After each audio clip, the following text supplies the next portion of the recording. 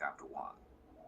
These are the words Moses spoke to all Israel in the wilderness east of the Jordan, that is, in the Arabah, opposite Suph, between Paran and Tephel, Laban, Hazeroth, and Dizahab. It takes 11 days to go from Oreb to Kadesh Barnea by the Mount Seir road. In the 40th year, on the first day of the 11th month, Moses proclaimed to the Israelites all that the Lord had commanded him concerning them. This was after he had defeated Sihon, king of the Amorites, who reigned in Heshbon, and at Edrei had defeated Og, king of Bashan, who reigned in Ashtaroth. East of the Jordan, in the territory of Moab, Moses began to expound this law, saying, "The Lord our God said to us at Horeb, You have stayed long enough at this mountain. Break camp and advance into the hill country of the Amorites.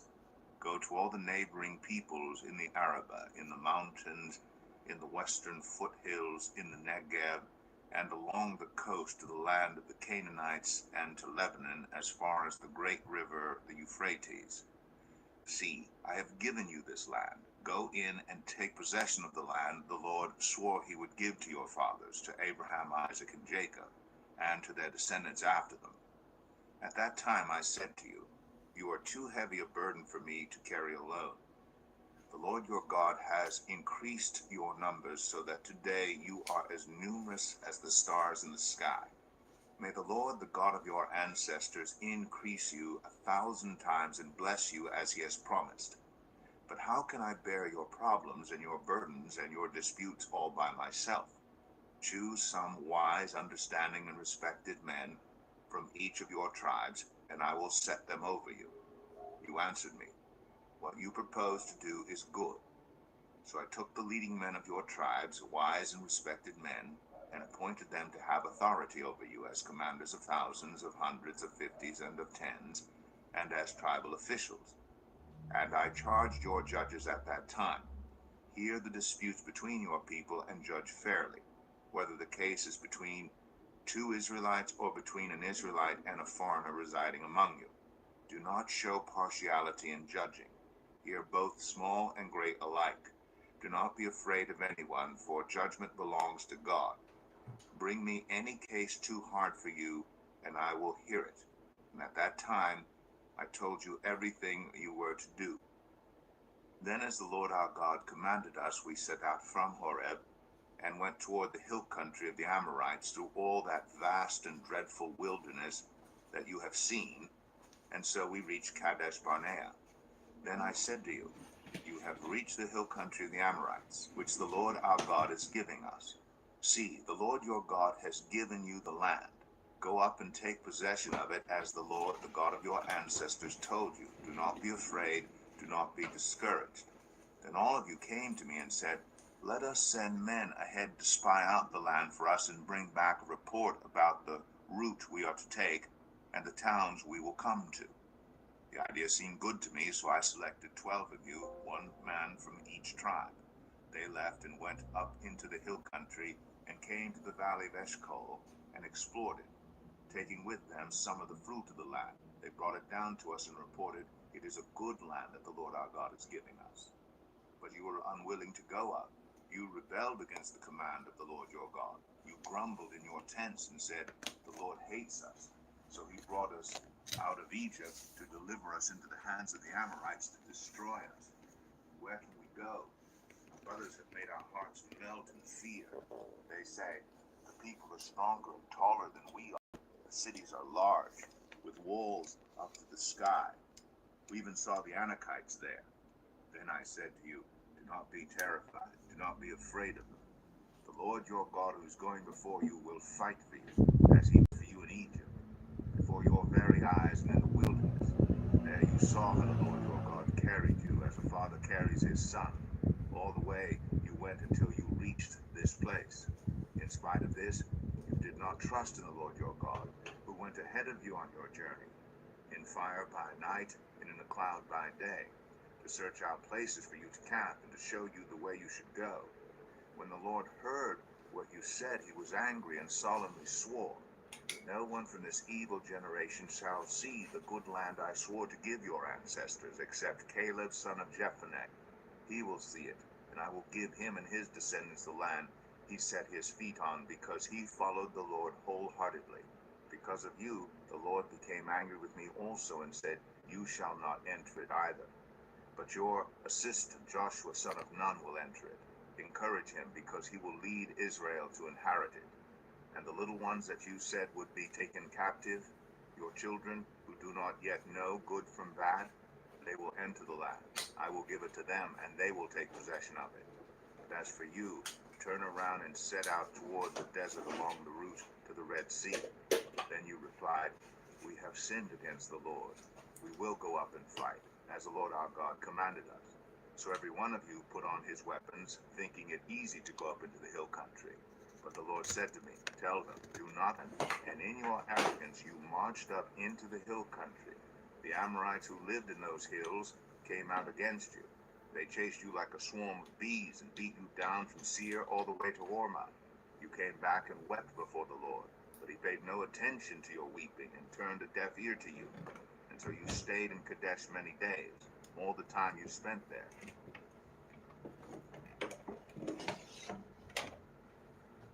Deuteronomy 2.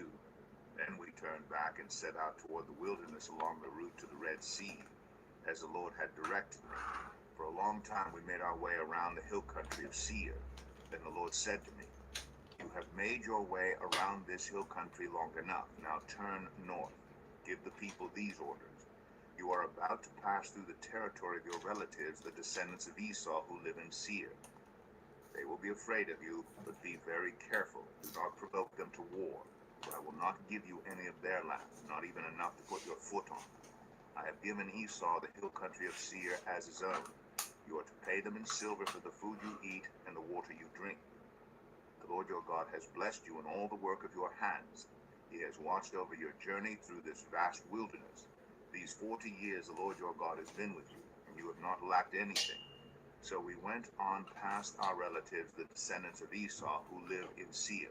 We turned from the Arabah road, which comes up from Elath and Ezion-Geber, and traveled along the desert road of Moab. Then the Lord said to me, Do not harass the Moabites or provoke them to war, for I will not give you any part of their land. I have given Ar to the descendants of Lot as a possession. The Emites used to live there, a people strong and numerous, and as tall as the Anakites. Like the Anakites, they too were considered Rephaites, but the Moabites called them Emites. Horites used to live in Seir, but the descendants of Esau drove them out. They destroyed the Horites from before them and settled in their place, just as Israel did in the land the Lord gave them as their possession. And the Lord said, Now get up and cross the Zered Valley. So we crossed the valley. 38 years passed from the time we left Kadesh Barnea until we crossed the Zered Valley. By then, that entire generation of fighting men had perished from the camp, as the Lord had sworn to them. The Lord's hand was against them until he had completely eliminated them from the camp. Now when the last of these fighting men among the people had died, the Lord said to me, Today you are to pass by the region of Moab at Ar. When you come to the Ammonites, do not harass them or provoke them to war, for I will not give you possession of any land belonging to the Ammonites. I have given it as a possession to the descendants of Lot. That too was considered a land of the Rephaites, who used to live there, but the Ammonites called them Zezumites. They were a people strong and numerous and as tall as the Anakites. The Lord destroyed them from before the Ammonites, who drove them out and settled in their place. The Lord had done the same for the descendants of Esau, who lived in Seir, when he destroyed the Horites from before them. They drove them out and had lived in their place to this day. And as for the Avites, who lived in villages as far as Gaza, the Caphtorites, coming out from Caphtor, destroyed them and settled in their place. Set out now and cross the Arnon Gorge. See, I have given into your hands Sihon the Amorite, king of Heshbon, and his country. Begin to take possession of it and engage him in battle. This very day I will begin to put the terror and fear of you on all the nations under heaven. They will hear reports of you and will tremble and be in anguish because of you.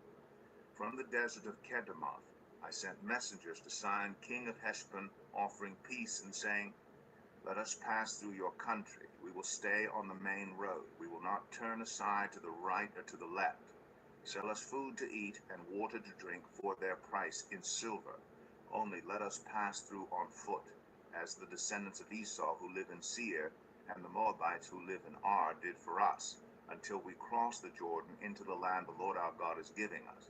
But Sihon, king of Heshbon, refused to let us pass through, for the Lord your God had made his spirit stubborn, and his heart obstinate, in order to give him into your hands, as he has now done. The Lord said to me, See, I have begun to deliver Sihon and his country over to you. Now begin to conquer and possess his land. When Sihon and all his army came out to meet us in battle at Jahaz, the Lord our God delivered him over to us, and we struck him down, together with his sons and his whole army. At that time we took all his towns and completely destroyed them, men, women, and children. We left no survivors, but the livestock and the plunder from the towns we had captured we carried off for ourselves. From Aroer on the rim of the Arnon Gorge, and from the town in the gorge, even as far as Gilead, not one town was too strong for us. The Lord our God gave us all of them, but in accordance with the command of the Lord our God, you did not encroach on any of the land of the Ammonites, neither the land along the course of the Jabbok, nor that around the towns in the hills. Deuteronomy 3.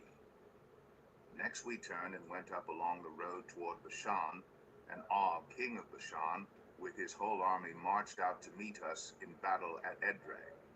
The Lord said to me, Do not be afraid of him, for I have delivered him into your hands, along with his whole army and his land. Do to him what you did to Sihon, king of the Amorites, who reigned in Heshbon. So the Lord our God also gave into our hands Og, king of Bashan, and all his army. We struck them down, leaving no survivors. At that time we took all his cities. There was not one of the 60 cities that we did not take from them. The whole region of Argob, Og's kingdom in Bashan. All these cities were fortified with high walls and with gates and bars, and there was also a great many unwalled villages. We completely destroyed them, as we had done with Sihon, king of Heshbon, destroying every city, men, women, and children. But all the livestock and the plunder from their cities we carried off for ourselves. So at that time we took from these two kings of the Amorites the territory east of the Jordan, from the Arnon Gorge as far as Mount Hermon. Hermon is called Sirion by the Sidonians. The Amorites call it Senir. We took all the towns in the plateau, and all Gilead, and all Bashan as far as Salakah and Edrei, towns of Og's kingdom in Bashan. Og, king of Bashan, was the last of the Rephites. His bed was decorated with iron, and was more than 9 cubits long, and 4 cubits wide. It is still in Rabbah of the Ammonites. Of the land that we took over at that time, I gave the Reubenites and the Gadites the territory north of Aroer by the Arnon Gorge, including half the hill country of Gilead, together with its towns. The rest of Gilead, and also all of Bashan, the kingdom of Og, I gave to the half-tribe of Manasseh. The whole region of Argob in Bashan used to be known as the land of the Rephites. Jair, a descendant of Manasseh, took the whole region of Argob as far as the border of the Geshurites and the Maacathites. It was named after him, so that to this day Bashan is called Habath Jair. And I gave Gilead to Machir, but to the Reubenites and the Gadites I gave the territory extending from Gilead down to the Arnon Gorge, the middle of the gorge being the border, and out to the Jabbok River, which is the border of the Ammonites. Its western border was the Jordan in the Arabah, from Kinnereth to the Sea of the Arabah, that is the Dead Sea, below the slopes of Pisgah. I commanded you at that time, the Lord your God has given you this land to take possession of it, but all your able-bodied men, armed for battle, must cross over ahead of the other Israelites. However, your wives, your children, and your livestock, I know you have much livestock, may stay in the towns I have given you until the Lord gives rest to your fellow Israelites as he has to you. And they too have taken over the land that the Lord your God is giving them across the Jordan. After that, each of you may go back to the possession I have given you. At that time I commanded Joshua, You have seen with your own eyes all that the Lord your God has done to these two kings. The Lord will do the same to all the kingdoms over there where you are going. Do not be afraid of them. The Lord your God himself will fight for you. At that time I pleaded with the Lord, Sovereign Lord, you have begun to show to your servant your greatness and your strong hand. For what God is there in heaven or on earth who can do the deeds and mighty works you do? Let me go over and see the good land beyond the Jordan, that fine hill country and Lebanon. But because of you, the Lord was angry with me and would not listen to me. That is enough, the Lord said. Do not speak to me any more about this matter. Go up to the top of Pisgah and look west and north and south and east. Look at the land with your own eyes, since you are not going to cross this Jordan. But commission Joshua and encourage and strengthen him, for he will lead this people across and will cause them to inherit the land that you will see. So we stayed in the valley near Beth Peor.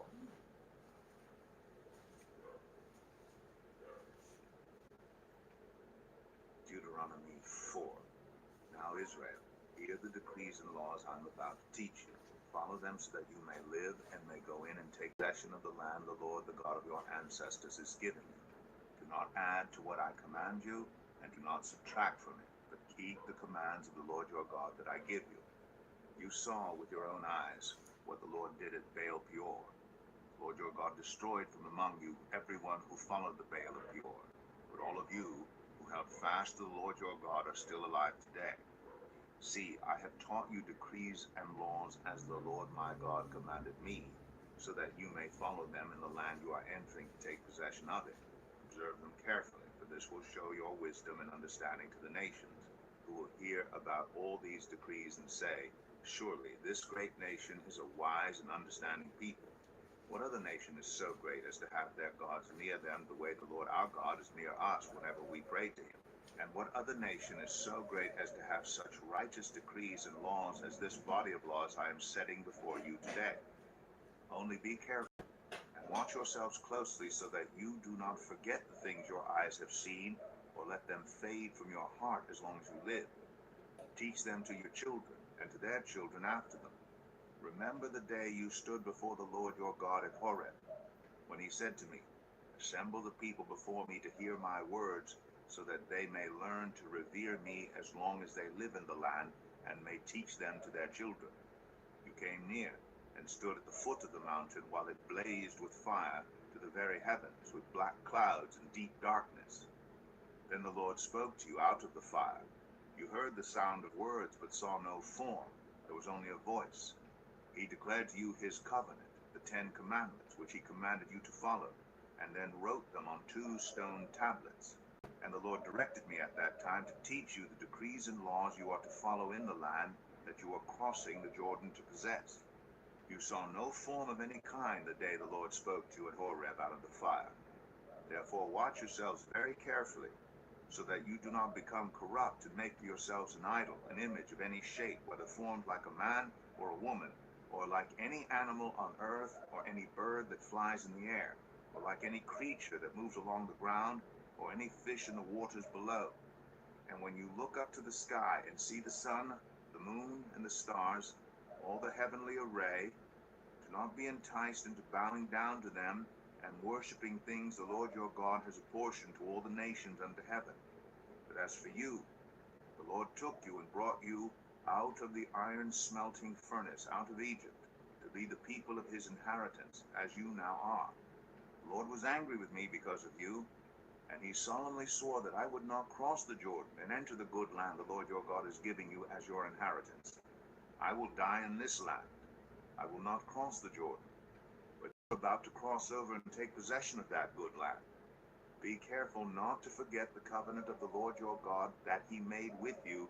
Do not make for yourselves an idol in the form of anything the Lord your God has forbidden. For the Lord your God is a consuming fire, a jealous God. After you have had children and grandchildren, and have lived in the land a long time, if you then become corrupt, and make any kind of idol, doing evil in the eyes of the Lord your God, and arousing his anger, I call the heavens and the earth as witnesses against you this day, that you will quickly perish from the land that you are crossing the Jordan to possess. You will not live there long, but will certainly be destroyed. The Lord will scatter you among the peoples, and only a few of you will survive among the nations to which the Lord will drive you. There you will worship man-made gods of wood and stone, which cannot see or hear or eat or smell. But if from there you seek the Lord your God, you will find him, if you seek him with all your heart and with all your soul. When you are in distress, and all these things have happened to you, then in later days you will return to the Lord your God and obey him. For the Lord your God is a merciful God. He will not abandon or destroy you or forget the covenant with your ancestors, which he confirmed to them by oath. Ask now about the former days long before your time, from the day God created human beings on the earth. Ask from one end of the heavens to the other, has anything so great as this ever happened? Or has anything like it ever been heard of? Has any other people heard the voice of God speaking out of fire, as you have, and lived? Has any God ever tried to take for himself one nation out of another nation, by testings, by signs and wonders, by war, by a mighty hand and an outstretched arm, or by great and awesome deeds, like all the things the Lord your God did for you in Egypt before your very eyes?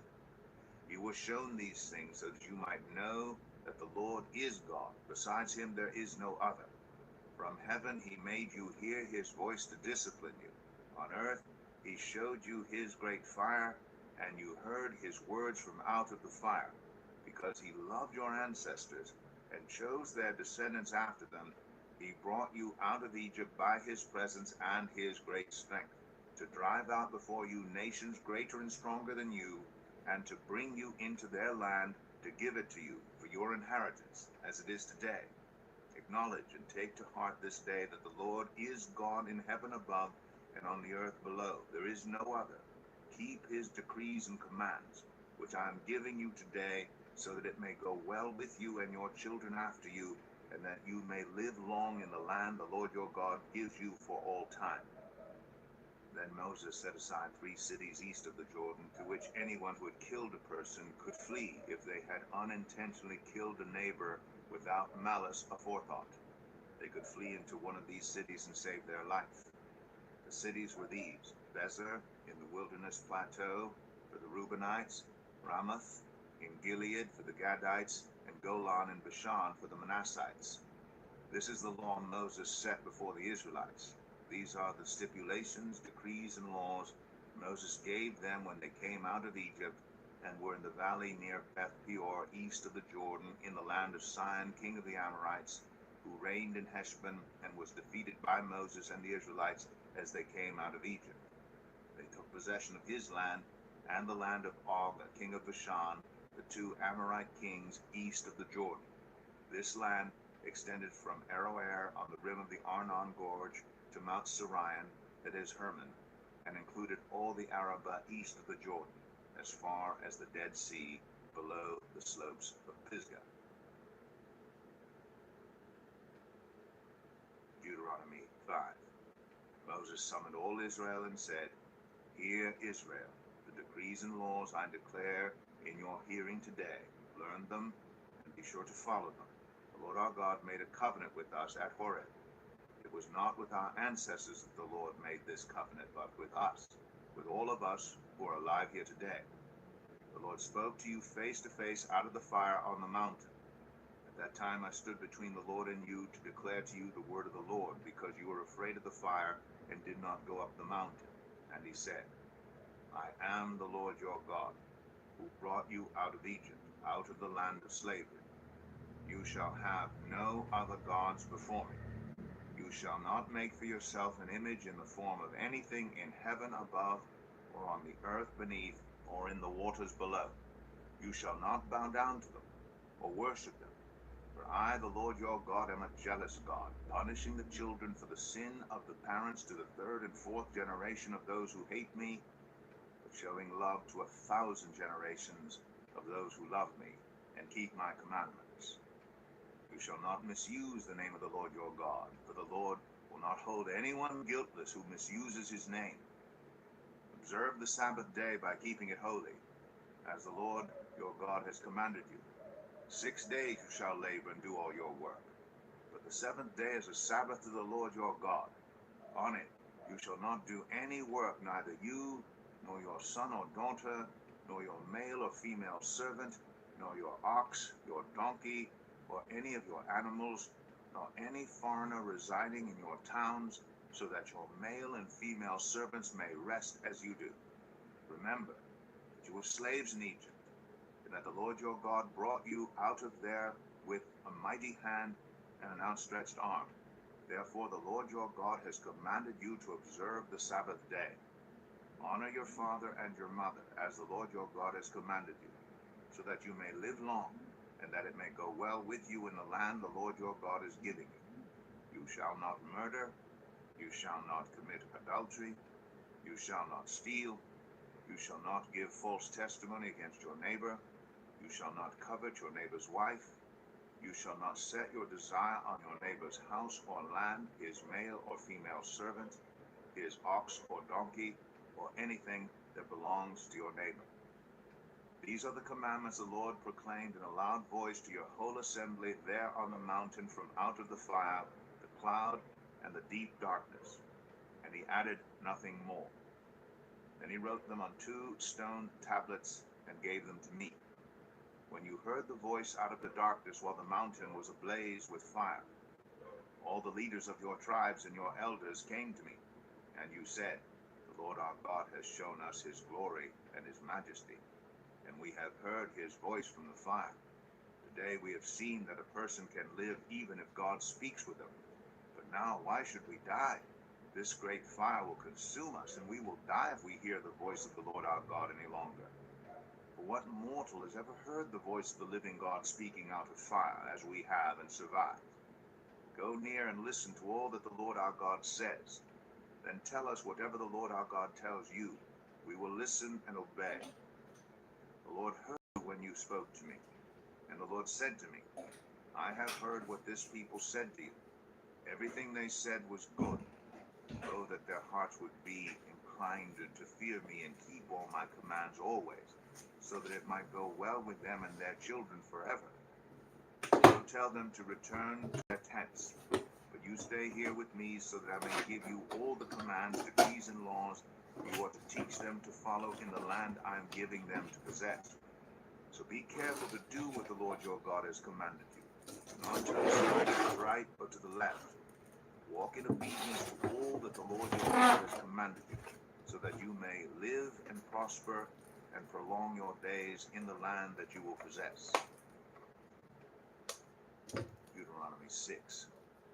These are the commands, decrees, and laws the Lord your God directed me to teach you to observe in the land that you are crossing the Jordan to possess, so that you, your children, and their children after them may fear the Lord your God as long as you live, by keeping all his decrees and commands that I give you, and so that you may enjoy long life. Hear, Israel, and be careful to obey, so that it may go well with you, and that you may increase greatly in a land flowing with milk and honey, just as the Lord, the God of your ancestors, promised you. Hear, O Israel, the Lord our God, the Lord is one. Love the Lord your God with all your heart, and with all your soul, and with all your strength. These commandments that I give you today are to be on your hearts. Impress them on your children. Talk about them when you sit at home, and when you walk along the road, when you lie down, and when you get up. Tie them as symbols on your hands, and bind them on your foreheads. Write them on the door frames of your houses and on your gates. When the Lord your God brings you into the land he swore to your fathers, to Abraham, Isaac, and Jacob, to give you, a land with large, flourishing cities you did not build, houses filled with all kinds of good things you did not provide, wells you did not dig, and vineyards and olive groves you did not plant. Then when you eat and are satisfied, be careful that you do not forget the Lord, who brought you out of Egypt, out of the land of slavery. Fear the Lord your God, serve him only, and take your oaths in his name. Do not follow other gods, the gods of the peoples around you. For the Lord your God who is among you is a jealous God, and his anger will burn against you, and he will destroy you from the face of the land. Do not put the Lord your God to the test as you did at Massah. Be sure to keep the commands of the Lord your God and the stipulations and decrees he has given you. Do what is right and good in the Lord's sight, so that it may go well with you, and you may go in and take over the good land the Lord promised on oath to your ancestors, thrusting out all your enemies before you, as the Lord said. In the future, when your son asks you, what is the meaning of the stipulations, decrees, and laws the Lord our God has commanded you, tell him, we were slaves of Pharaoh in Egypt, but the Lord brought us out of Egypt with a mighty hand. Before our eyes the Lord sent signs and wonders, great and terrible, on Egypt and Pharaoh and his whole household. But he brought us out from there to bring us in and give us the land he promised on oath to our ancestors. The Lord commanded us to obey all these decrees and to fear the Lord our God, so that we might always prosper and be kept alive, as is the case today. And if we are careful to obey all this law before the Lord our God, as he has commanded us, that will be our righteousness. Deuteronomy 7. When the Lord your God brings you into the land you are entering to possess, and drives out before you many nations, the Hittites, Girgashites, Amorites, Canaanites, Perizzites, Hivites, and Jebusites, 7 nations larger and stronger than you. And when the Lord your God has delivered them over to you, and you have defeated them, then you must destroy them totally. Make no treaty with them, and show them no mercy. Do not intermarry with them. Do not give your daughters to their sons, or take their daughters for your sons. For they will turn your children away from following me to serve other gods. And the Lord's anger will burn against you, and will quickly destroy you. This is what you are to do to them. Break down their altars, smash their sacred stones, cut down their Asherah poles, and burn their idols in the fire. For you are a people holy to the Lord your God. The Lord your God has chosen you out of all the peoples on the face of the earth to be his people, his treasured possession.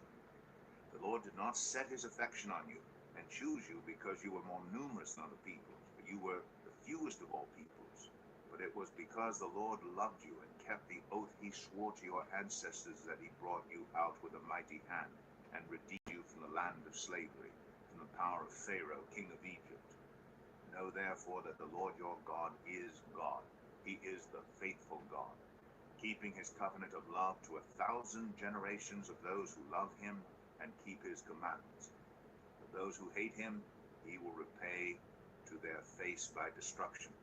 He will not be slow to repay to their face those who hate him. Therefore take care to follow the commands, decrees, and laws I give you today. If you pay attention to these laws and are careful to follow them, then the Lord your God will keep his covenant of love with you, as he swore to your ancestors. He will love you and bless you and increase your numbers. He will bless the fruit of your womb, the crops of your land, your grain, new wine, and olive oil, the calves of your herds and the lambs of your flocks in the land he swore to your ancestors to give you. You will be blessed more than any other people. None of your men or women will be childless, nor will any of your livestock be without young. The Lord will keep you free from every disease. He will not inflict on you the horrible diseases you knew in Egypt, but he will inflict them on all who hate you. You must destroy all the peoples the Lord your God gives over to you. Do not look on them with pity, and do not serve their gods, for that will be a snare to you. You may say to yourselves, these nations are stronger than we are. How do we drive them out? Do not be afraid of them. Remember well what the Lord your God did to Pharaoh and to all Egypt. You saw with your own eyes the great trials, the signs and wonders, the mighty hand and outstretched arm with which the Lord your God brought you out. The Lord your God will do the same to all the peoples you now fear. Moreover, the Lord your God will send the hornet among them, until even the survivors who hide from you have perished. Do not be terrified by them, for the Lord your God who is among you is a great and awesome God. The Lord your God will drive out those nations before you little by little. You will not be allowed to eliminate them all at once, or the wild animals will multiply around you. But the Lord your God will deliver them over to you, throwing them into great confusion until they are destroyed. He will give their kings into your hand, and you will wipe out their names from under heaven. No one will be able to stand up against you. You will destroy them. The images of their gods you are to burn in the fire. Do not covet the silver and gold on them, and do not take it for yourselves, or you will be ensnared by it. For it is detestable to the Lord your God. Do not bring a detestable thing into your house, or you, like it, will be set apart for destruction. Regard it as vile and utterly detest it, for it is set apart for destruction. Deuteronomy 8. Be careful to follow every command I am giving you today, so that you may live and increase and may enter and possess the land the Lord promised on oath to your ancestors. Remember how the Lord your God led you all the way in the wilderness these 40 years to humble and test you in order to know what was in your heart, whether or not you would keep his commands. He humbled you, causing you to hunger, and then feeding you with manna, which neither you nor your ancestors had known, to teach you that man does not live on bread alone, but on every word that comes from the mouth of the Lord. Your clothes did not wear out, and your feet did not swell during these 40 years.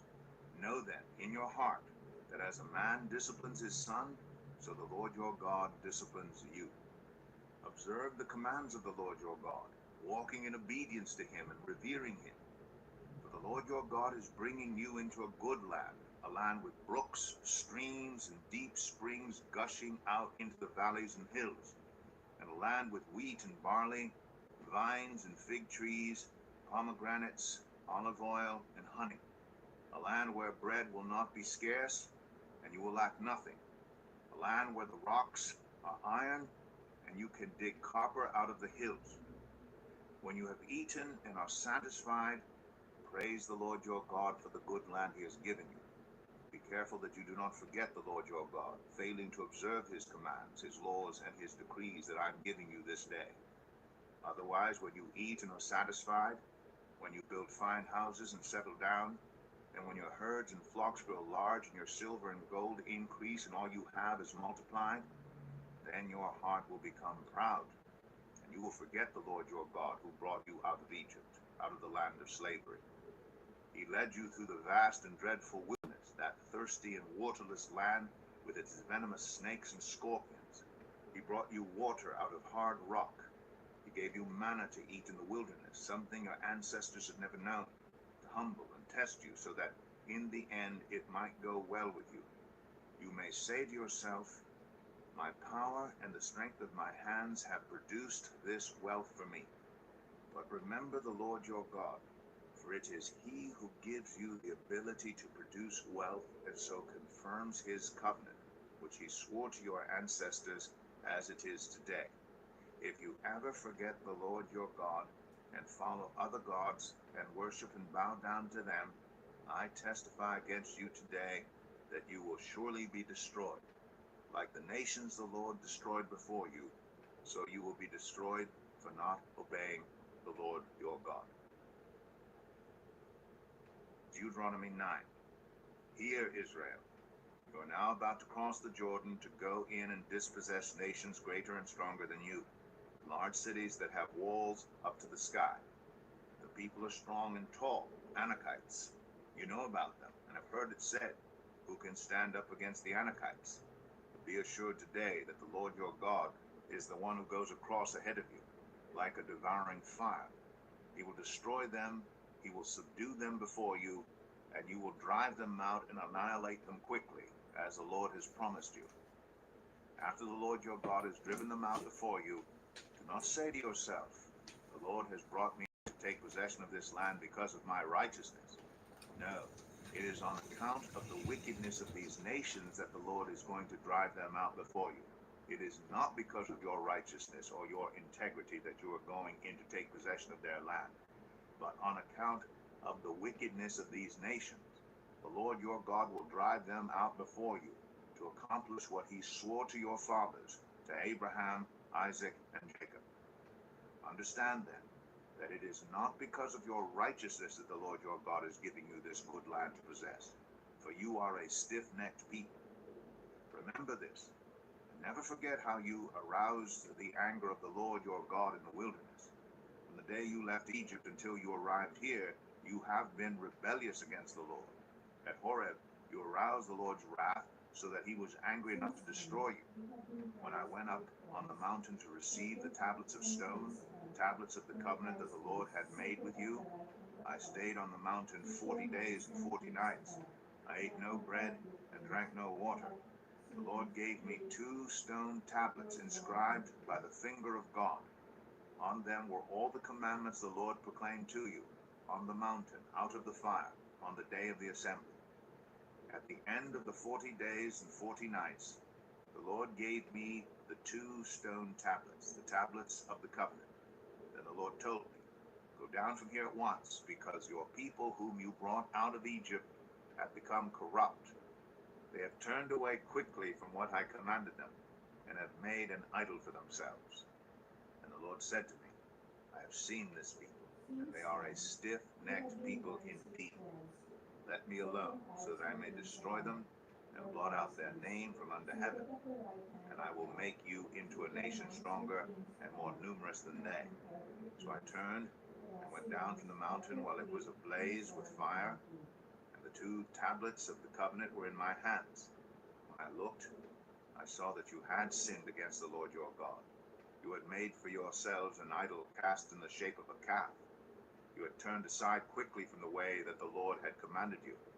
So I took the 2 tablets and threw them out of my hands, breaking them to pieces before your eyes. Then once again I fell prostrate before the Lord for 40 days and 40 nights. I ate no bread and drank no water, because of all the sin you had committed, doing what was evil in the Lord's sight, and so arousing his anger. I feared the anger and wrath of the Lord, for he was angry enough with you to destroy you. But again the Lord listened to me, and the Lord was angry enough with Aaron to destroy him, but at that time I prayed for Aaron too. Also, I took that sinful thing of yours, the calf you had made, and burned it in the fire. And I crushed it and ground it to powder as fine as dust, and threw the dust into a stream that flowed down the mountain. You also made the Lord angry at Taberah, at Massa, and at Kibroth Hattaavah. And when the Lord sent you out from Kadesh Barnea, he said, go up and take possession of the land I have given you. But you rebelled against the command of the Lord your God. You did not trust him or obey him. You have been rebellious against the Lord ever since I have known you. I lay prostrate before the Lord those 40 days and 40 nights because the Lord had said he would destroy you. I prayed to the Lord and said, Sovereign Lord, do not destroy your people, your own inheritance that you redeemed by your great power and brought out of Egypt with a mighty hand. Remember your servants, Abraham, Isaac, and Jacob. Overlook the stubbornness of this people, their wickedness, and their sin. Otherwise, the country from which you brought us will say, because the Lord was not able to take them into the land he had promised them, and because he hated them, he brought them out to put them to death in the wilderness. But they are your people, your inheritance that you brought out by your great power and your outstretched arm. Deuteronomy 10. At that time the Lord said to me, chisel out 2 stone tablets like the first ones, and come up to me on the mountain. Also make a wooden ark. I will write on the tablets the words that were on the first tablets, which you broke. Then you are to put them in the ark. So I made the ark out of acacia wood, and chiseled out 2 stone tablets like the first ones, and I went up on the mountain with the 2 tablets in my hands. The Lord wrote on these tablets what he had written before, the 10 commandments he had proclaimed to you on the mountain, out of the fire, on the day of the assembly. And the Lord gave them to me. Then I came back down the mountain and put the tablets in the ark I had made, as the Lord commanded me, and they are there now. The Israelites traveled from the wells of Bene Jaakan to Moserah. There Aaron died and was buried, and Eleazar his son succeeded him as priest. From there they traveled to Gudgodah and on to Jotbathah. a land with streams of water. At that time the Lord set apart the tribe of Levi to carry the ark of the covenant of the Lord, to stand before the Lord, to minister and to pronounce blessings in his name, as they still do today. That is why the Levites have no share or inheritance among their fellow Israelites.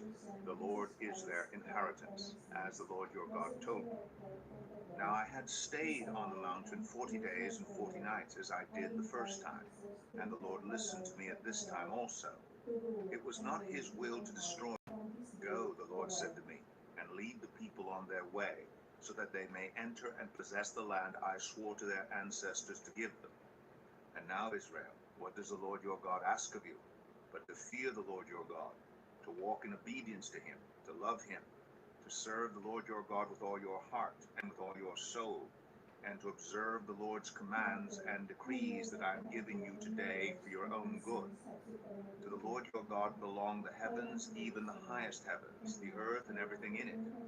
Yet the Lord set his affection on your ancestors and loved them, and he chose you, their descendants, above all the nations as it is today. Circumcise your hearts, therefore, and do not be stiff-necked any longer. For the Lord your God is a God of gods and Lord of lords, the great God, mighty and awesome, who shows no partiality and accepts no bribes. He defends the cause of the fatherless and the widow, and loves the foreigner residing among you, giving them food and clothing. And you are to love those who are foreigners. For you yourselves were foreigners in Egypt. Fear the Lord your God and serve him. Hold fast to him, and take your oaths in his name. He is the one you praise. He is your God, who performed for you those great and awesome wonders you saw with your own eyes. Your ancestors who went down into Egypt were 70 in all, and now the Lord your God has made you as numerous as the stars in the sky. Deuteronomy 11. Love the Lord your God and keep his requirements, his decrees, his laws, and his commands always. Remember today that your children were not the ones who saw and experienced the discipline of the Lord your God, his majesty, his mighty hand, his outstretched arm, the signs he performed, and the things he did in the heart of Egypt, both to Pharaoh, king of Egypt, and to his whole country. What he did to the Egyptian army, to its horses and chariots, how he overwhelmed them with the waters of the Red Sea as they were pursuing you, and how the Lord brought lasting ruin on them. It was not your children who saw what he did for you in the wilderness until you arrived at this place, and what he did to Dathan and Abiram, sons of Eliab the Reubenite, when the earth opened its mouth right in the middle of all Israel, and swallowed them up with their households, their tents, and every living thing that belonged to them. But it was your own eyes that saw these great things the Lord has done. Observe therefore all the commands I am giving you today, so that you may have the strength to go in and take over the land that you are crossing the Jordan to possess, and so that you may live long in the land the Lord swore to your ancestors to give to them and their descendants, a land flowing with milk and honey. The land you are entering to take over is not like the land of Egypt from which you have come, where you planted your seed and irrigated it by foot as in a vegetable garden. For the land you are crossing the Jordan to take possession of is a land of mountains and valleys that drinks rain from heaven. It is a land the Lord your God cares for. The eyes of the Lord your God are continually on it from the beginning of the year to its end. So if you faithfully obey the commands I am giving you today, to love the Lord your God and to serve him with all your heart and with all your soul, then I will send rain on your land in its season, both autumn and spring rains, so that you may gather in your grain, new wine and olive oil. I will provide grass in the fields for your cattle, and you will eat and be satisfied. Be careful, or you will be enticed to turn away and worship other gods and bow down to them. Then the Lord's anger will burn against you, and he will shut up the heavens so that it will not rain, and the ground will yield no produce, and you will soon perish from the good land the Lord is giving you. Fix these words of mine in your hearts and minds. Tie them as symbols on your hands and bind them on your foreheads. Teach them to your children, talking about them when you sit at home and when you walk along the road, when you lie down and when you get up. Write them on the door frames of your houses and on your gates, so that your days and the days of your children may be many in the land the Lord swore to give your ancestors, as many as the days that the heavens are above the earth. If you carefully observe all these commands I'm giving you to follow, to love the Lord your God, to walk in obedience to him, and to hold fast to him, then the Lord will drive out all these nations before you, and you will dispossess nations larger and stronger than you. Every place where you set your foot will be yours. Your territory will extend from the desert to Lebanon, and from the Euphrates River to the Mediterranean Sea. No one will be able to stand against you. The Lord your God, as he promised you, will put the terror and fear of you on the whole land wherever you go. See, I am setting before you today a blessing and a curse. The blessing if you obey the commands of the Lord your God that I am giving you today. The curse if you disobey the commands of the Lord your God and turn from the way that I command you today by following other gods, which you have not known. When the Lord your God has brought you into the land you are entering to possess, you are to proclaim on Mount Gerizim the blessings, and on Mount Ebal the curses. As you know, these mountains are across the Jordan westward toward the setting sun, near the great trees of Moreh, in the territory of those Canaanites living in the Arabah, in the vicinity of Gilgal. You are about to cross the Jordan to enter and take possession of the land the Lord your God is giving you. When you have taken it over and are living there, be sure that you obey all the decrees and laws I am setting before you today.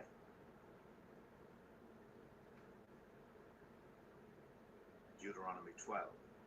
These are the decrees and laws you must be careful to follow in the land that the Lord, the God of your ancestors, has given you to possess, as long as you live in the land. Destroy completely all the places on the high mountains, on the hills, and under every spreading tree where the nations you are dispossessing worship their gods. Break down their altars, smash their sacred stones, and burn their Asherah poles in the fire. Cut down the idols of their gods and wipe out their names from those places. You must not worship the Lord your God in their way, but you are to seek the place the Lord your God will choose from among all your tribes to put his name there for his dwelling. To that place you must go. There bring your burnt offerings and sacrifices, your tithes and special gifts, what you have vowed to give, and your free will offerings, and the firstborn of your herds and flocks. There, in the presence of the Lord your God, you and your family shall eat and shall rejoice in everything you have put your hand to, because the Lord your God has blessed you. You are not to do as we do here today, everyone doing as they see fit, since you have not yet reached the resting place and the inheritance the Lord your God is giving you. But you will cross the Jordan and settle in the land the Lord your God is giving you as an inheritance, and he will give you rest from all your enemies around you, so that you will live in safety. Then to the place the Lord your God will choose as a dwelling for his name, there you are to bring everything I command you, your burnt offerings and sacrifices, your tithes and special gifts, and all the choice possessions you have vowed to the Lord. And there rejoice before the Lord your God, you, your sons and daughters, your male and female servants, and the Levites from your towns, who have no allotment or inheritance of their own. Be careful not to sacrifice your burnt offerings anywhere you please. Offer them only at the place the Lord will choose in one of your tribes, and there observe everything I command you. Nevertheless, you may slaughter your animals in any of your towns and eat as much of the meat as you want, as if it were gazelle or deer, according to the blessing the Lord your God gives you. Both the ceremonially unclean and the clean may eat it, but you must not eat the blood. Pour it out on the ground like water. You must not eat in your own towns the tithe of your grain and new wine and olive oil, or the firstborn of your herds and flocks, or whatever you have vowed to give, or your freewill offerings or special gifts. Instead, you are to eat them in the presence of the Lord your God, at the place the Lord your God will choose. You, your sons and daughters, your male and female servants, and the Levites from your towns, and you are to rejoice before the Lord your God in everything you put your hand to. Be careful not to neglect the Levites as long as you live in your land. When the Lord your God has enlarged your territory, as he promised you, and you crave meat and say, I would like some meat, then you may eat as much of it as you want. If the place where the Lord your God chooses to put his name is too far away from you, you may slaughter animals from the herds and flocks the Lord has given you, as I have commanded you. And in your own towns you may eat as much of them as you want. Eat them as you would gazelle or deer. Both the ceremonially unclean and the clean may eat. But be sure you do not eat the blood, because the blood is the life, and you must not eat the life with the meat. You must not eat the blood. Pour it out on the ground like water. Do not eat it, so that it may go well with you and your children after you, because you will be doing what is right in the eyes of the Lord. But take your consecrated things and whatever you have vowed to give, and go to the place the Lord will choose. Present your burnt offerings on the altar of the Lord your God, both the meat and the blood. The blood of your sacrifices must be poured beside the altar of the Lord your God, but you may eat the meat. Be careful to obey all these regulations I am giving you, so that it may always go well with you and your children after you, because you will be doing what is good and right in the eyes of the Lord your God. The Lord your God will cut off before you the nations you are about to invade and dispossess. But when you have driven them out and settled in their land, and after they have been destroyed before you, be careful not to be ensnared by inquiring about their gods, saying, how do these nations serve their gods? We will do the same. You must not worship the Lord your God in their way, because in worshiping their gods they do all kinds of detestable things the Lord hates. They even burn their sons and daughters in the fire as sacrifices to their gods. See that you do all I command you. Do not add to it or take away from it. Deuteronomy 13. If a prophet or one who foretells by dreams appears among you and announces to you a sign or wonder, and if the sign or wonder spoken of takes place, and the prophet says, let us follow other gods, gods you have not known, and let us worship them, you must not listen to the words of that prophet or dreamer. The Lord your God is testing you to find out whether you love him with all your heart and with all your soul. It is the Lord your God you must follow, and him you must revere. Keep his commands and obey him, serve him, and hold fast to him. That prophet or dreamer must be put to death for inciting rebellion against the Lord your God, who brought you out of Egypt and redeemed you from the land of slavery. That prophet or dreamer tried to turn you from the way the Lord your God commanded you to follow. You must purge the evil from among you. If your very own brother or your son or daughter or the wife you love or your closest friend secretly entices you, saying, let us go and worship other gods, gods that neither you nor your ancestors have known, gods of the peoples around you, whether near or far, from one end of the land to the other, do not yield to them or listen to them. Show them no pity. Do not spare them or shield them. You must certainly put them to death. Your hand must be the first in putting them to death, and then the hands of all the people. Stone them to death because they tried to turn you away from the Lord your God, who brought you out of Egypt, out of the land of slavery. Then all Israel will hear and be afraid, and no one among you will do such an evil thing again.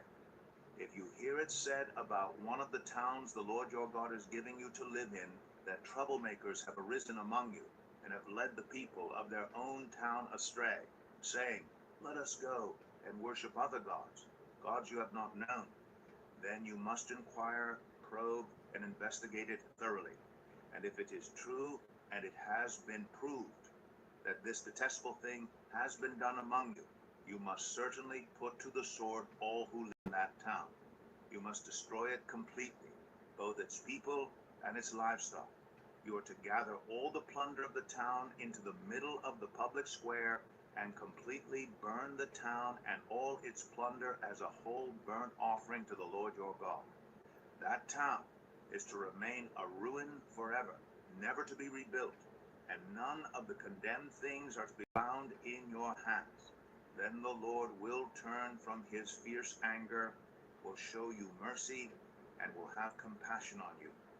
He will increase your numbers as he promised on oath to your ancestors, because you obey the Lord your God by keeping all his commands that I am giving you today and doing what is right in his eyes.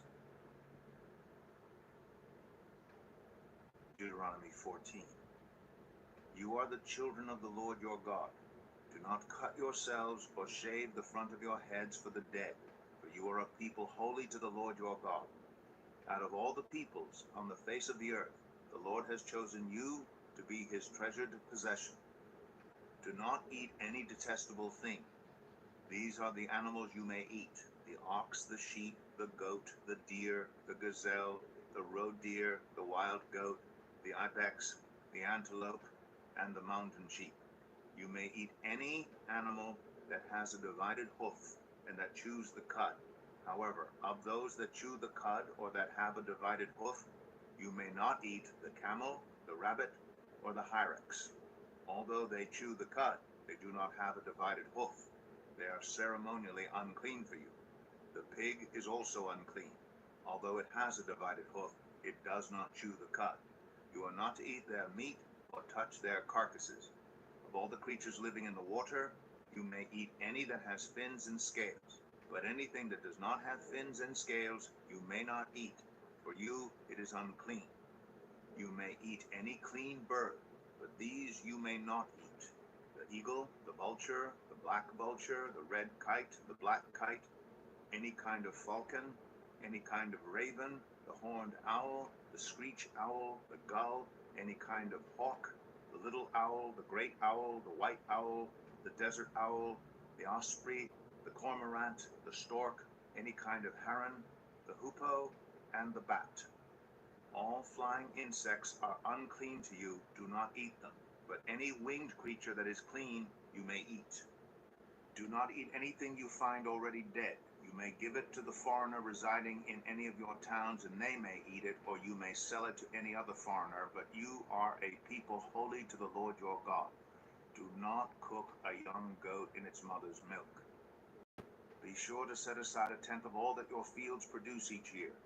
Eat the tithe of your grain, new wine, and olive oil, and the firstborn of your herds and flocks in the presence of the Lord your God at the place he will choose as a dwelling for his name, so that you may learn to revere the Lord your God always.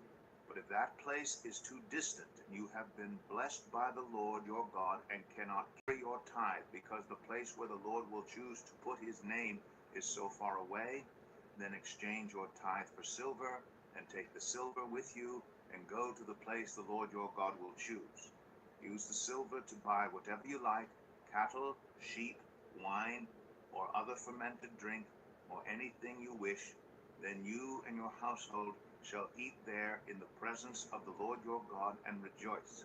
And do not neglect the Levites living in your towns. They have no allotment or inheritance of their own.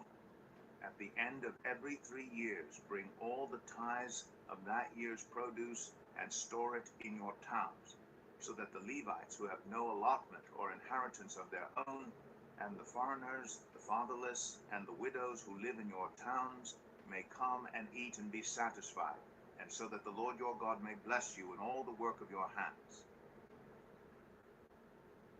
Deuteronomy 15. At the end of every 7 years, you must cancel debts. This is how it is to be done. Every creditor shall cancel any loan they have made to a fellow Israelite. They shall not require payment for anyone among their own people, because the Lord's time for canceling debts has been proclaimed. You may require payment from a foreigner, but you must cancel any debt your fellow Israelite owes you. However, there need be no poor people among you, for in the land the Lord your God is giving you to possess as your inheritance, he will richly bless you. If only you fully obey the Lord your God and are careful to follow all these commands I am giving you today. For the Lord your God will bless you as he has promised, and you will lend to many nations, but will borrow from none. You will rule over many nations, but none will rule over you. If anyone is poor among your fellow Israelites in any of the towns of the land the Lord your God is giving you, do not be hard-hearted or tight-fisted toward them. Rather, be open-handed. and freely lend them whatever they need. Be careful not to harbor this wicked thought. The 7th year, the year of canceling debts, is near, so that you do not show ill will toward the needy among your fellow Israelites and give them nothing. They may then appeal to the Lord against you, and you will be found guilty of sin. Give generously to them, and do so without a grudging heart. Then because of this, the Lord your God will bless you in all your work and in everything you put your hand to. There will always be poor people in the land. Therefore I command you to be open-handed toward your fellow Israelites who are poor and needy in your land. If any of your people, Hebrew men or women, sell themselves to you and serve you 6 years, in the 7th year you must let them go free. And when you release them, do not send them away empty-handed. Supply them liberally from your flock, your threshing floor, and your winepress. Give to them as the Lord your God has blessed you. Remember that you were slaves in Egypt, and the Lord your God redeemed you. That is why I give you this command today. But if your servant says to you, I do not want to leave you, because he loves you and your family and is well off with you, then take an awl and push it through his earlobe into the door, and he will become your servant for life. Do the same for your female servant. Do not consider it a hardship to set your servant free, because their service to you these 6 years has been worth twice as much as that of a hired hand. And the Lord your God will bless you in everything you do. Set apart for the Lord your God every firstborn male of your herds and flocks. Do not put the firstborn of your cows to work, and do not shear the firstborn of your sheep. Each year you and your family are to eat them in the presence of the Lord your God at the place he will choose. If an animal has defect, is lame or blind, or has any serious flaw, you must not sacrifice it to the Lord your God. You are to eat it in your own towns. Both the ceremonially unclean and the clean may eat it, as if it were gazelle or deer. But you must not eat the blood. Pour it out on the ground like water. Deuteronomy 16. Observe the month of Aviv, and celebrate the Passover of the Lord your God, because in the month of Aviv he brought you out of Egypt by night. Sacrifice as the Passover to the Lord your God an animal from your flock or herd at the place the Lord will choose as a dwelling for his name. Do not eat it with bread made with yeast, but for 7 days eat unleavened bread, the bread of affliction, because you left Egypt in haste, so that all the days of your life you may remember the time of your departure from Egypt. Let no yeast be found in your possession in all your land for 7 days. Do not let any of the meat you sacrifice on the evening of the first day remain until morning. You must not sacrifice the Passover in any town the Lord your God gives you, except in the place he will choose as a dwelling for his name. There you must sacrifice the Passover in the evening when the sun goes down, on the anniversary of your departure from Egypt. Roast it and eat it at the place the Lord your God will choose. Then in the morning return to your tents. For 6 days eat unleavened bread, and on the 7th day hold an assembly to the Lord your God, and do no work. Count off 7 weeks from the time you begin to put the sickle to the standing grain. Then celebrate the festival of weeks to the Lord your God by giving a freewill offering in proportion to the blessings the Lord your God has given you. And rejoice before the Lord your God at the place he will choose as a dwelling for his name. You, your sons and daughters, your male and female servants, the Levites in your towns, and the foreigners, the fatherless, and the widows living among you. Remember that you are slaves in Egypt, and follow carefully these decrees. Celebrate the festival of tabernacles for 7 days. After you have gathered the produce of your threshing floor and your winepress, be joyful at your festival, you, your sons and daughters, your male and female servants, and the Levites, the foreigners, the fatherless, and the widows who live in your towns. For 7 days celebrate the festival to the Lord your God at the place the Lord will choose. For the Lord your God will bless you in all your harvest and in all the work of your hands, and your joy will be complete. 3 times a year all your men must appear before the Lord your God at the place he will choose, at the festival of unleavened bread, the festival of weeks, and the festival of tabernacles. No one should appear before the Lord empty-handed. Each of you must bring a gift in proportion to the way the Lord your God has blessed you. Appoint judges and officials for each of your tribes in every town the Lord your God is giving you, and they shall judge the people fairly. Do not pervert justice or show partiality. Do not accept a bribe, for a bribe blinds the eyes of the wise and twists the words of the innocent. Follow justice and justice alone, so that you may live and possess the land the Lord your God is giving you.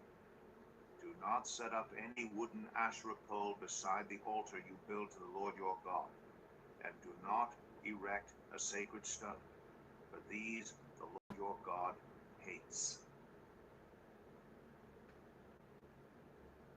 Deuteronomy 17. Do not sacrifice to the Lord your God an ox or a sheep that has any defect or flaw in it, for that would be detestable to him. If a man or woman living among you in one of the towns the Lord gives you is found doing evil in the eyes of the Lord your God in violation of his covenant, and contrary to my command, has worshipped other gods, bowing down to them, or to the sun, or the moon, or the stars in the sky, and this has been brought to your attention, then you must investigate it thoroughly. If it is true, and it has been proved that this detestable thing has been done in Israel, take the man or woman who has done this evil deed to your city gate and stone that person to death. On the testimony of 2 or 3 witnesses, a person is to be put to death, but no one is to be put to death on the testimony of only 1 witness. The hands of the witnesses must be the first in putting that person to death, and then the hands of all the people. You must purge the evil from among you. If cases come before your courts that are too difficult for you to judge, whether bloodshed, lawsuits, or assaults, take them to the place the Lord your God will choose. Go to the Levitical priests and to the judge who is in office at that time. Inquire of them, and they will give you the verdict. You must act according to the decisions they give you at the place the Lord will choose. Be careful to do everything they instruct you to do. Act according to whatever they teach you and the decisions they give you. Do not turn aside from what they tell you, to the right or to the left. Anyone who shows contempt for the judge or for the priest who stands ministering there to the Lord your God is to be put to death. You must purge the evil from Israel. All the people will hear and be afraid and will not be contemptuous again. When you enter the land the Lord your God is giving you, and have taken possession of it, and settled in it, and you say, "Let us set a king over us, like all the nations around us," be sure to appoint over you a king the Lord your God chooses. He must be from among your fellow Israelites. Do not place a foreigner over you, one who is not an Israelite. The king, moreover, must not acquire great numbers of horses for himself, or make the people return to Egypt to get more of it. For the Lord has told you, you are not to go back that way again. He must not take many wives, or his heart will be led astray. He must not accumulate large amounts of silver and gold. When he takes the throne of his kingdom, he is to write for himself on a scroll a copy of this law, taken from that of the Levitical priests. It is to be with him, and he is to read it all the days of his life, so that he may learn to revere the Lord his God and follow carefully all the words of this law and these decrees, and not consider himself better than his fellow Israelites, and turn from the law to the right or to the left. Then he and his descendants will reign a long time over his kingdom in Israel. Deuteronomy 18. The Levitical priests, indeed the whole tribe of Levi, are to have no allotment or inheritance with Israel. They shall live on the food offerings presented to the Lord, for that is their inheritance. They shall have no inheritance among their fellow Israelites. The Lord is their inheritance, as he promised them. This is the share due the priests from the people who sacrifice a bull or a sheep, the shoulder, the internal organs, and the meat from the head. You are to give them the first fruits of your grain, new wine, and olive oil, and the first wool from the shearing of your sheep. For the Lord your God has chosen them and their descendants out of all your tribes to stand and minister in the Lord's name always. If a Levite moves from one of your towns anywhere in Israel where he is living, and comes in all earnestness to the place the Lord will choose, he may minister in the name of the Lord his God like all his fellow Levites who serve there in the presence of the Lord. He is to share equally in their benefits, even though he has received money from the sale of family possessions. When you enter the land the Lord your God is giving you, do not learn to imitate the detestable ways of the nations there. Let no one be found among you who sacrifices their son or daughter in the fire, who practices divination or sorcery, interprets omens, engages in witchcraft, or casts spells, or who is a medium or spiritist, or who consults the dead. Anyone who does these things is detestable to the Lord. Because of these same detestable practices, the Lord your God will drive out those nations before you. You must be blameless before the Lord your God. The nations you will dispossess listen to those who practice sorcery or divination. But as for you, the Lord your God has not permitted you to do so.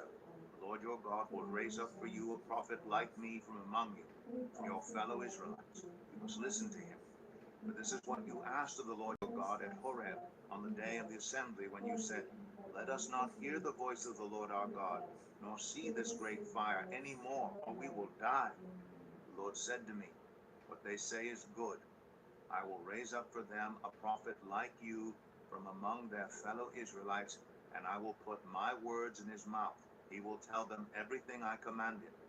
I myself will call to account anyone who does not listen to my words, that the prophet speaks in my name. But a prophet who presumes to speak in my name anything I have not commanded, or a prophet who speaks in the name of other gods, is to be put to death. You may say to yourselves, how can we know when a message has not been spoken by the Lord? If what a prophet proclaims in the name of the Lord does not take place or come true, that is a message the Lord has not spoken. That prophet has spoken presumptuously, so do not be alarmed. Deuteronomy 19. When the Lord your God has destroyed the nations whose land he is giving you, and when you have driven them out and settled in their towns and houses, then set aside for yourselves 3 cities in the land the Lord your God is giving you to possess. Determine the distances involved, and divide into 3 parts the land the Lord your God is giving you as an inheritance, so that a person who kills someone may flee for refuge to one of these cities. This is the rule concerning anyone who kills a person and flees there for safety. Anyone who kills a neighbor unintentionally, without malice aforethought. For instance, a man may go into the forest with his neighbor to cut wood, and as he swings his axe to fell a tree, the head may fly off and hit his neighbor and kill him.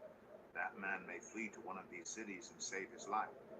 Otherwise, the avenger of blood might pursue him in a rage, overtake him if the distance is too great, and kill him even though he is not deserving of death, since he did it to his neighbor without malice aforethought. This is why I command you to set aside for yourselves 3 cities. If the Lord your God enlarges your territory, as he promised on oath to your ancestors, and gives you the whole land he promised them, because you carefully follow all these laws I command you today, to love the Lord your God, and to walk always in obedience to him, then you are to set aside 3 more cities. Do this so that innocent blood will not be shed in your land, which the Lord your God is giving you as your inheritance, and so that you will not be guilty of bloodshed. But if out of hate someone lies in wait, assaults and kills a neighbor, and then flees to one of these cities, the killer shall be sent for by the town elders, be brought back from the city, and be handed over to the avenger of blood to die. Show no pity. You must purge from Israel the guilt of shedding innocent blood, so that it may go well with you. Do not move your neighbor's boundary stone set up by your predecessors in the inheritance you receive in the land the Lord your God is giving you to possess. One witness is not enough to convict anyone accused of any crime or offense they may have committed. The matter must be established by the testimony of 2 or 3 witnesses. If a malicious witness takes the stand to accuse someone of a crime, the 2 people involved in the dispute must stand in the presence of the Lord before the priests and the judges who are in office at the time. The judges must make a thorough investigation, and in which witness proves to be a liar, giving false testimony against a fellow Israelite, then do to the false witness as that witness intended to do to the other party. You must purge the evil from among you. The rest of the people will hear of this and be afraid, and never again will such an evil thing be done among you. Show no pity. Life for life, eye for eye, tooth for tooth, hand for hand, foot for foot. Deuteronomy 20.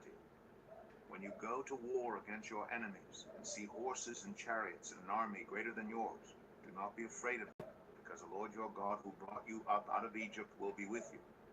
When you are about to go into battle, the priest shall come forward and address the army. He shall say, Hear, Israel, today you are going into battle against your enemies. Do not be faint-hearted or afraid. Do not panic or be terrified by them. For the Lord your God is the one who goes with you to fight for you against your enemies to give you victory. The officers shall say to the army, Has anyone built a new house and not yet begun to live in it? Let him go home, or he may die in battle, and someone else may begin to live in it. Has anyone planted a vineyard and not begun to enjoy it? Let him go home, or he may die in battle, and someone else enjoy it. Has anyone become pledged to a woman and not married her? Let him go home, or he may die in battle, and someone else marry her. Then the officers shall add, Is anyone afraid or faint-hearted? Let him go home, so that his fellow soldiers will not become disheartened too. When the officers have finished speaking to the army, they shall appoint commanders over it. When you march up to attack a city, make its people an offer of peace. If they accept and open their gates, all the people in it shall be subject to forced labor, and shall work for you. If they refuse to make peace and they engage you in battle, lay siege to that city. When the Lord your God delivers it into your hand, put to the sword all the men in it. As for the women, the children, the livestock, and everything else in the city, you may take these as plunder for yourselves, and you may use the plunder the Lord your God gives you from your enemies.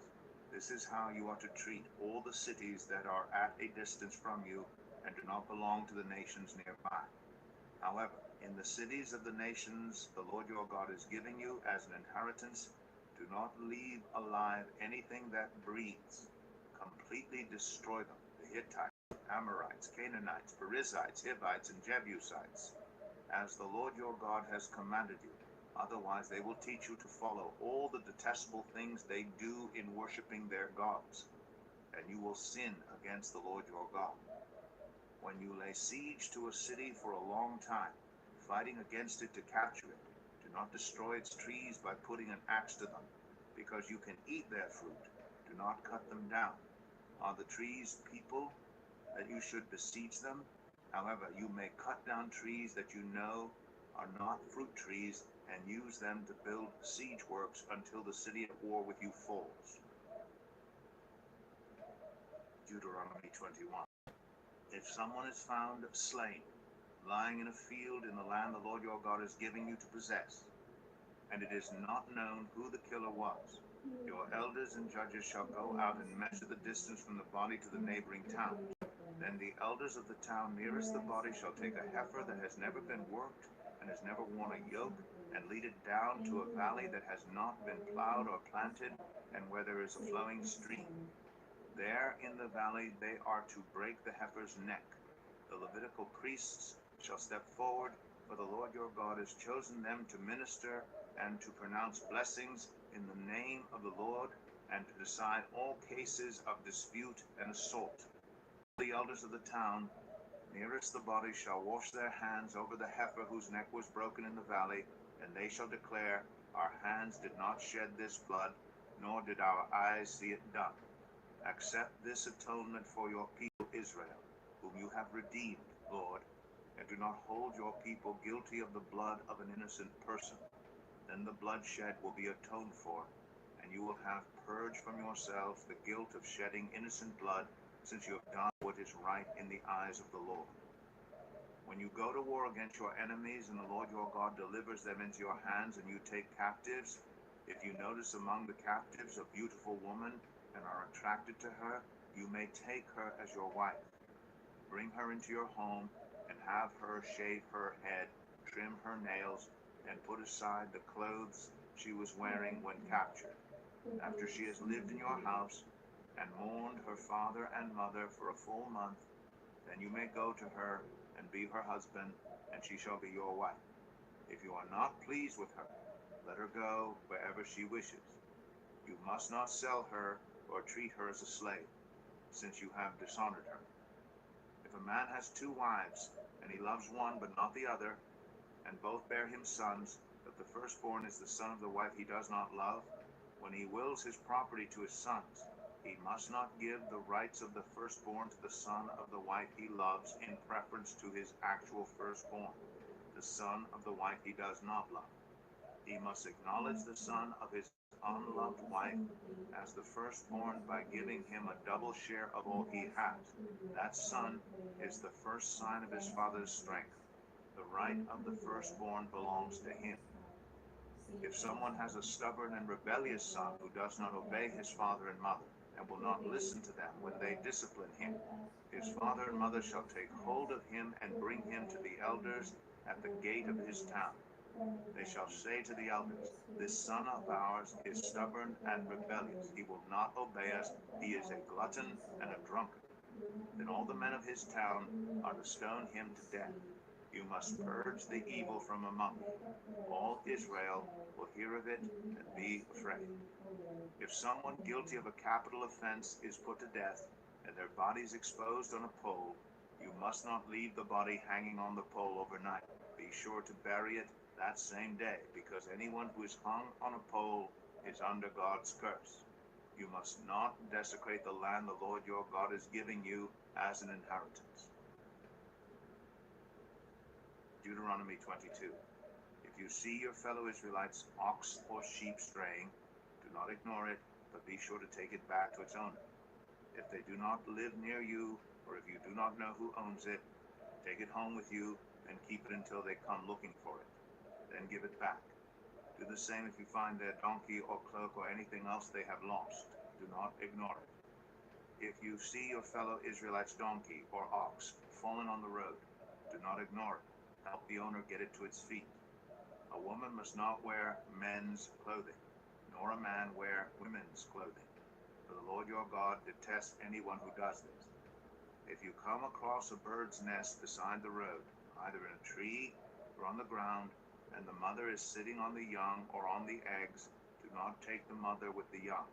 You may take the young, but be sure to let the mother go, so that it may go well with you, and you may have a long life. When you build a new house, make a parapet around your roof, so that you may not bring the guilt of bloodshed on your house if someone falls from the roof. Do not plant 2 kinds of seed in your vineyard. If you do, not only the crops you plant, but also the fruit of the vineyard will be defiled. Do not plow with an ox and a donkey yoked together. Do not wear clothes of wool and linen woven together. Make tassels on the 4 corners of the cloak you wear.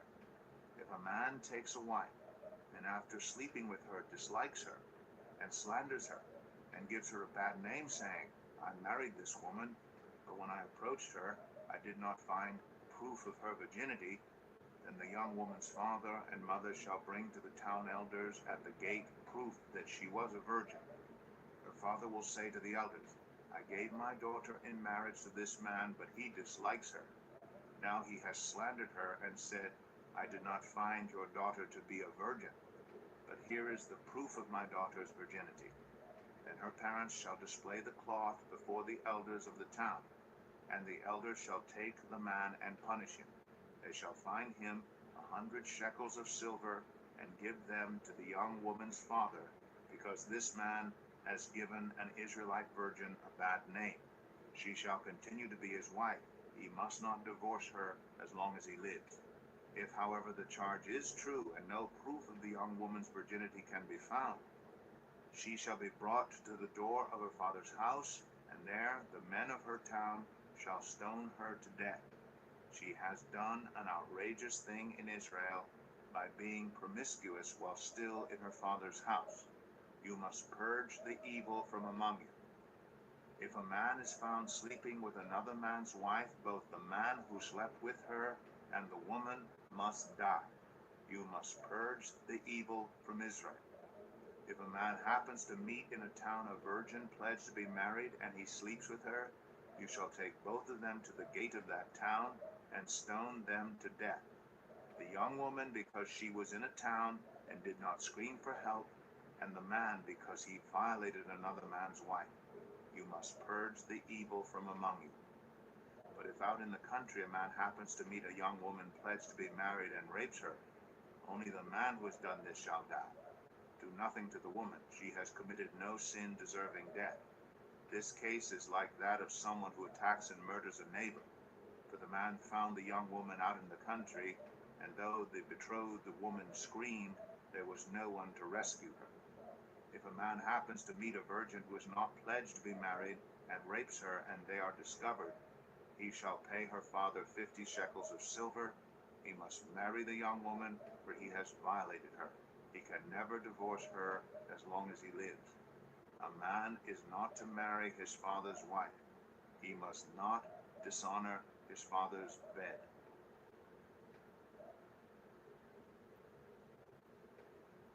Deuteronomy 23. No one who has been emasculated by crushing or cutting may enter the assembly of the Lord. No one born of a forbidden marriage, nor any of their descendants may enter the assembly of the Lord, not even in the 10th generation. No Ammonite or Moabite or any of their descendants may enter the assembly of the Lord, not even in the 10th generation. For they did not come to meet you with bread and water on your way when you came out of Egypt. And they hired Balaam, son of Beor, from Pethor in Aram Naharaim, to pronounce a curse on you. However, the Lord your God would not listen to Balaam, but turned the curse into a blessing for you, because the Lord your God loves you. Do not seek a treaty of friendship with them as long as you live. Do not despise an Edomite, for the Edomites are related to you. Do not despise an Egyptian, because you resided as foreigners in their country. The third generation of children born to them may enter the assembly of the Lord. When you are encamped against your enemies, keep away from everything impure. If one of your men is unclean because of a nocturnal emission, he is to go outside the camp and stay there. But as evening approaches, he is to wash himself, and at sunset he may return to the camp. Designate a place outside the camp where you can go to relieve yourself. As part of your equipment, have something to dig with, and when you relieve yourself, dig a hole and cover up your excrement. For the Lord your God moves about in your camp to protect you and to deliver your enemies to you. Your camp must be holy, so that he will not see among you anything indecent and turn away from you. If a slave has taken refuge with you, do not hand them over to their master. Let them live among you wherever they like, and in whatever town they choose. Do not oppress them. No Israelite man or woman is to become a shrine prostitute. You must not bring the earnings of a female prostitute or of a male prostitute into the house of the Lord your God to pay any vow, because the Lord your God detests them both. Do not charge a fellow Israelite interest, whether on money or food or anything else that may earn interest. You may charge a foreigner interest, but not a fellow Israelite, so that the Lord your God may bless you in everything you put your hand to in the land you are entering to possess. If you make a vow to the Lord your God, do not be slow to pay it, for the Lord your God will certainly demand it of you, and you will be guilty of sin. But if you refrain from making a vow, you will not be guilty. Whatever your lips utter, you must be sure to do, because you made your vow freely to the Lord your God with your own mouth. If you enter your neighbor's vineyard, you may eat all the grapes you want, but do not put any in your basket. If you enter your neighbor's grain field, you may pick kernels with your hands, but you must not put a sickle to their standing grain. Deuteronomy 24.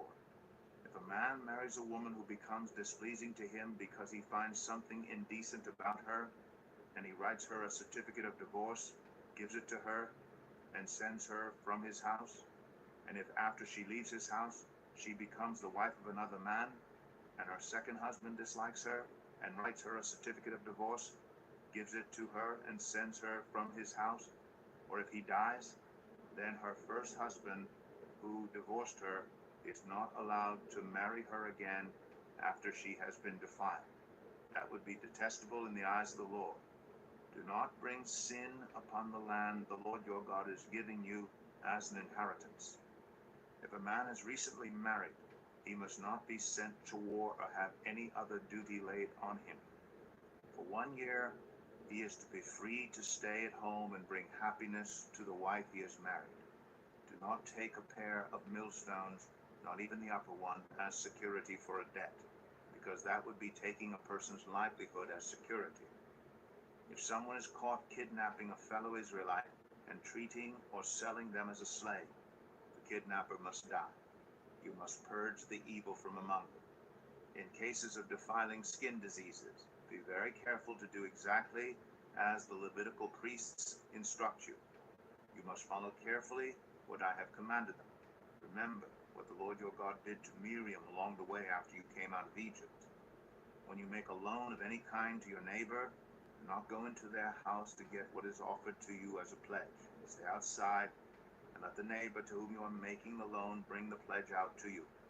If the neighbor is poor, do not go to sleep with their pledge in your possession. Return their cloak by sunset so that your neighbor may sleep in it. Then they will thank you, and it will be regarded as a righteous act in the sight of the Lord your God. Do not take advantage of a hired worker who is poor and needy, whether that worker is a fellow Israelite or a foreigner residing in one of your towns. Pay them their wages each day before sunset because they are poor and are counting on you. Otherwise, they may cry to the Lord against you, and you will be guilty of sin. Parents are not to be put to death for their children, nor children put to death for their parents. Each will die for their own sin. Do not deprive the foreigner or the fatherless of justice, or take the cloak of the widow as a pledge. Remember that you were slaves in Egypt, and the Lord your God redeemed you from there. That is why I command you to do this. When you are harvesting in your field, and you overlook a sheaf, do not go back to get it. Leave it for the foreigner, the fatherless, and the widow, so that the Lord your God may bless you in all the work of your hands. When you beat the olives from your trees, do not go over the branches a second time. Leave what remains for the foreigner, the fatherless, and the widow. When you harvest the grapes in your vineyard, do not go over the vines again.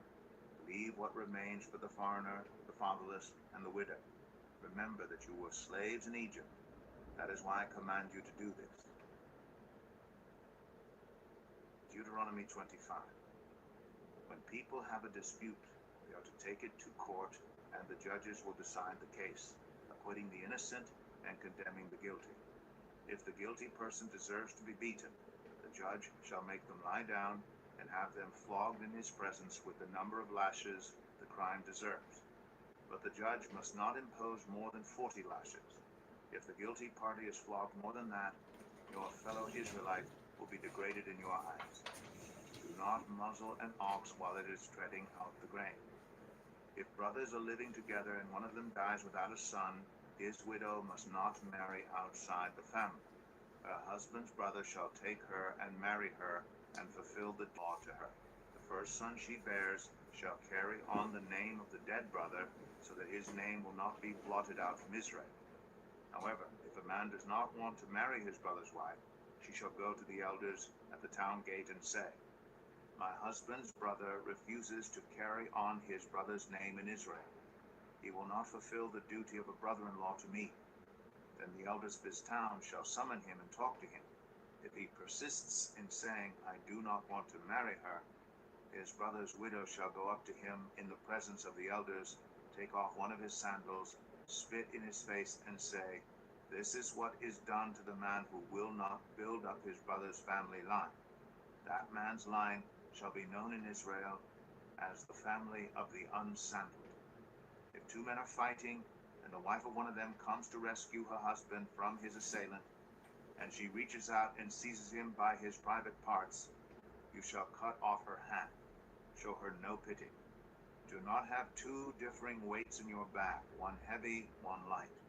Do not have two differing measures in your house, one large, one small. You must have accurate and honest weights and measures, so that you may live long in the land the Lord your God is giving you. For the Lord your God detests anyone who does these things, anyone who deals dishonestly. Remember what the Amalekites did to you along the way when you came out of Egypt, when you were weary and worn out. They met you on your journey and attacked all who were lagging behind. They had no fear of God. When the Lord your God gives you rest from all the enemies around you in the land he is giving you to possess as an inheritance, you shall blot out the name of Amalek from under heaven. Do not forget. Deuteronomy 26. When you have entered the land the Lord your God is giving you as an inheritance, and have taken possession of it and settled in it, take some of the first fruits of all that you produce from the soil of the land the Lord your God is giving you, and put them in a basket. Then go to the place the Lord your God will choose as a dwelling for his name, and say to the priest in office at the time, I declare today to the Lord your God that I have come to the land the Lord swore to our ancestors to give us. The priest shall take the basket from your hands and set it down in front of the altar of the Lord your God. Then you shall declare before the Lord your God, my father was a wandering Aramean, and he went down into Egypt with a few people and lived there and became a great nation, powerful and numerous. But the Egyptians mistreated us and made us suffer, subjecting us to harsh labor. Then we cried out to the Lord, the God of our ancestors, and the Lord heard our voice and saw our misery, toil, and oppression. So the Lord brought us out of Egypt with a mighty hand and an outstretched arm, with great terror and with signs and wonders. He brought us to this place and gave us this land, a land flowing with milk and honey. And now I bring the first fruits of the soil that you, Lord, have given me. Place the basket before the Lord your God and bow down before him.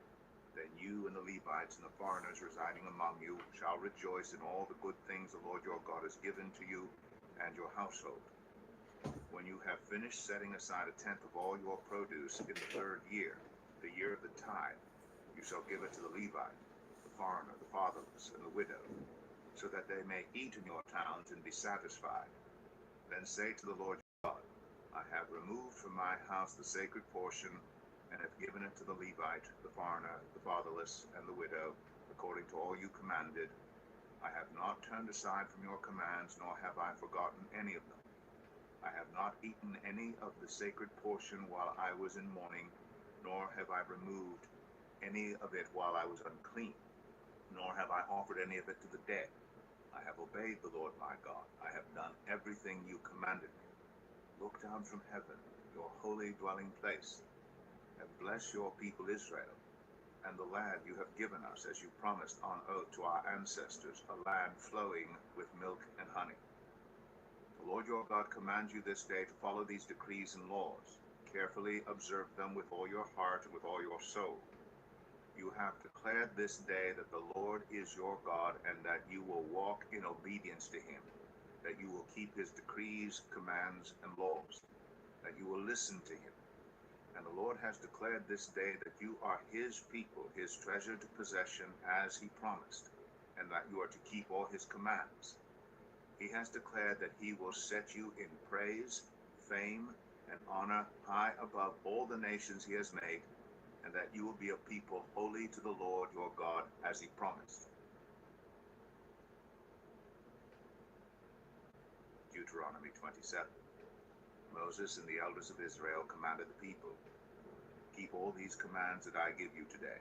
When you have crossed the Jordan into the land the Lord your God is giving you, set up some large stones and coat them with plaster.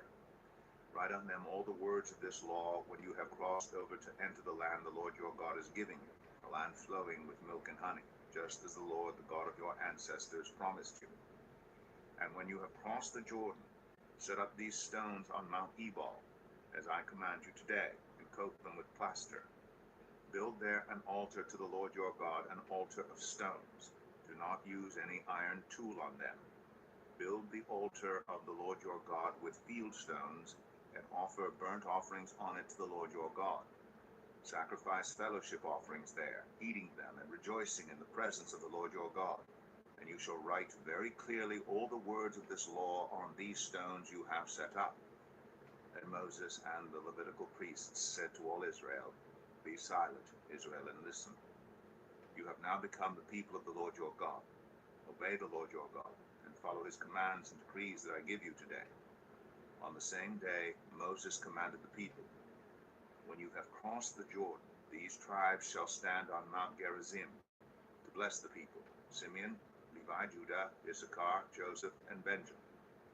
And these tribes shall stand on Mount Ebal to pronounce curses: Reuben, Gad, Asher, Zebulun, Dan, and Naphtali. The Levites shall recite to all the people of Israel in a loud voice, Cursed is anyone who makes an idol, a thing detestable to the Lord, the work of skilled hands, and sets it up in secret.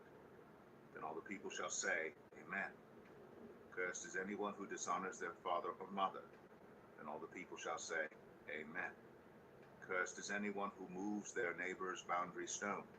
Then all the people shall say, Amen. Cursed is anyone who leads the blind astray on the road. Then all the people shall say, Amen. Cursed is anyone who withholds justice from the foreigner, the fatherless, or the widow. Then all the people shall say, Amen. Cursed is anyone who sleeps with his father's wife, for he dishonors his father's bed. Then all the people shall say, Amen. Cursed is anyone who has sexual relations with any animal. Then all the people shall say, Amen. Cursed is anyone who sleeps with his sister, the daughter of his father, or the daughter of his mother. Then all the people shall say, Amen. Cursed is anyone who sleeps with his mother-in-law. Then all the people shall say, Amen. Cursed is anyone who kills their neighbor secretly. Then all the people shall say, Amen. Cursed is anyone who accepts a bribe to kill an innocent person. Then all the people shall say, Amen. Cursed is anyone who does not uphold the words of this law by carrying them out. Then all the people shall say, Amen. Deuteronomy 28. If you fully obey the Lord your God, and carefully follow all his commands I give you today, the Lord your God will set you high above all the nations on earth. All these blessings will come on you and accompany you if you obey the Lord your God. You will be blessed in the city and blessed in the country. The fruit of your womb will be blessed, and the crops of your land, and the young of your livestock, the calves of your herds, and the lambs of your flocks. Your basket and your kneading trough will be blessed. You will be blessed when you come in, and blessed when you go out. The Lord will grant that the enemies who rise up against you will be defeated before you. They will come at you from one direction, but flee from you in seven. The Lord will send a blessing on your barns and on everything you put your hand to. The Lord your God will bless you in the land he is giving you. The Lord will establish you as his holy people, as he promised you on oath, if you keep the commands of the Lord your God and walk in obedience to him. Then all the peoples on earth will see that you are called by the name of the Lord, and they will fear you. The Lord will grant you abundant prosperity in the fruit of your womb, the young of your livestock, and the crops of your ground, in the land he swore to your ancestors to give you. The Lord will open the heavens, the storehouse of his bounty, to send rain on your land in season, and to bless all the work of your hands. You will lend to many nations, but will borrow from none. The Lord will make you the head, not the tail. If you pay attention to the commands of the Lord your God that I give you this day and carefully follow them, you will always be at the top, never at the bottom. Do not turn aside from any of the commands I give you today, to the right or to the left, following other gods and serving them. However, if you do not obey the Lord your God, and do not carefully follow all his commands and decrees I am giving you today, all these curses will come on you and overtake you. You will be cursed in the city and cursed in the country. Your basket and your kneading trough will be cursed. The fruit of your womb will be cursed, and the crops of your land, and the calves of your herds, and the lambs of your flocks. You will be cursed when you come in, and cursed when you go out. The Lord will send on you curses, confusion, and rebuke in everything you put your hand to, until you are destroyed. And come to sudden ruin because of the evil you have done in forsaking him. The Lord will plague you with diseases until he has destroyed you from the land you are entering to possess. The Lord will strike you with wasting disease, with fever and inflammation, with scorching heat and drought, with blight and mildew, which will plague you until you perish. The sky over your head will be bronze, the ground beneath you iron. The Lord will turn the rain of your country into dust and powder. It will come down from the skies until you are destroyed. The Lord will cause you to be defeated before your enemies. You will come at them from one direction, but flee from them in seven. And you will become a thing of horror to all the kingdoms on earth. Your carcasses will be food for all the birds and the wild animals, and there will be no one to frighten them away. The Lord will afflict you with the boils of Egypt and with tumors, festering sores, and the itch from which you cannot. The Lord will afflict you with madness, blindness, and confusion of mind. At midday you will grope about like a blind person in the dark. You will be unsuccessful in everything you do. Day after day you will be oppressed and robbed, with no one to rescue you. You will be pledged to be married to a woman, but another will take her and rape her. You will build a house, but you will not live in it. You will plant a vineyard, but you will not even begin to enjoy its fruits. Your ox will be slaughtered before your eyes, but you will eat none of it. Your donkey will be forcibly taken from you and will not be returned. Your sheep will be given to your enemies, and no one will rescue them. Your sons and daughters will be given to another nation, and you will wear out your eyes watching for them day after day, powerless to lift a hand. A people that you do not know will eat what your land and labor produce, and you will have nothing but cruel oppression all your days. The sights you see will drive you mad. The Lord will afflict your knees and legs with painful boils that cannot be cured, spreading from the soles of your feet to the top of your head. The Lord will drive you and the king you set over you to a nation unknown to you or your ancestors. There you will worship other gods, gods of wood and stone. You will become a thing of horror, a byword, and an object of ridicule among all the peoples where the Lord will drive you. You will sow much seed in the field, but you will harvest little, because locusts will devour it. You will plant vineyards and cultivate them, but you will not drink the wine or gather the grapes, because worms will eat them. You will have olive trees throughout your country, but you will not use the oil, because the olives will drop off. You will have sons and daughters, but you will not keep them, because they will go into captivity. Swarms of locusts will take over all your trees and the crops of your land. The foreigners who reside among you will rise above you higher and higher, but you will sink lower and lower. They will lend to you, but you will not lend to them. They will be the head, but you will be the tail. All these curses will come on you. They will pursue you and overtake you until you are destroyed, because you did not obey the Lord your God and observe the commands and decrees he gave you. They will be a sign and a wonder to you and your descendants forever, because you did not serve the Lord your God joyfully and gladly in the time of prosperity. Therefore, in hunger and thirst, in nakedness and dire poverty, you will serve the enemies the Lord sends against you. You will put an iron yoke on your neck until he has destroyed you. The Lord will bring a nation against you from far away, from the ends of the earth, like an eagle swooping down, a nation whose language you will not understand. A fierce-looking nation without respect for the old or pity for the young. They will devour the young of your livestock and the crops of your land until you are destroyed. They will leave you no grain, new wine, or olive oil, nor any calves of your herds or lambs of your flocks until you are ruined. They will lay siege to all the cities throughout your land until the high fortified walls in which you trust fall down. They will besiege all the cities throughout the land the Lord your God is giving you. Because of the suffering that your enemy will inflict on you during the siege, you will eat the fruit of the womb, the flesh of the sons and daughters the Lord your God has given you. Even the most gentle and sensitive man among you will have no compassion on his own brother, or the wife he loves, or his surviving children. and he will not give to one of them any of the flesh of his children that he is eating. It will be all he has left because of the suffering your enemy will inflict on you during the siege of all your cities.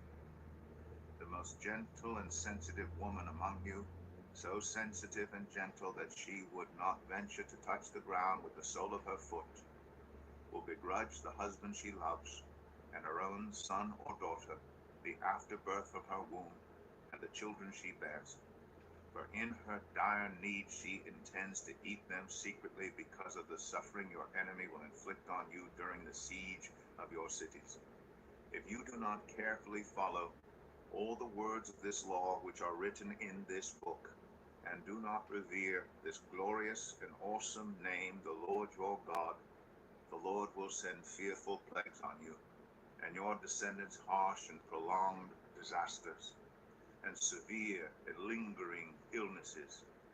He will bring on you all the diseases of Egypt that you dreaded, and they will cling to you. The Lord will also bring on you every kind of sickness and disaster not recorded in this book of the law until you are destroyed.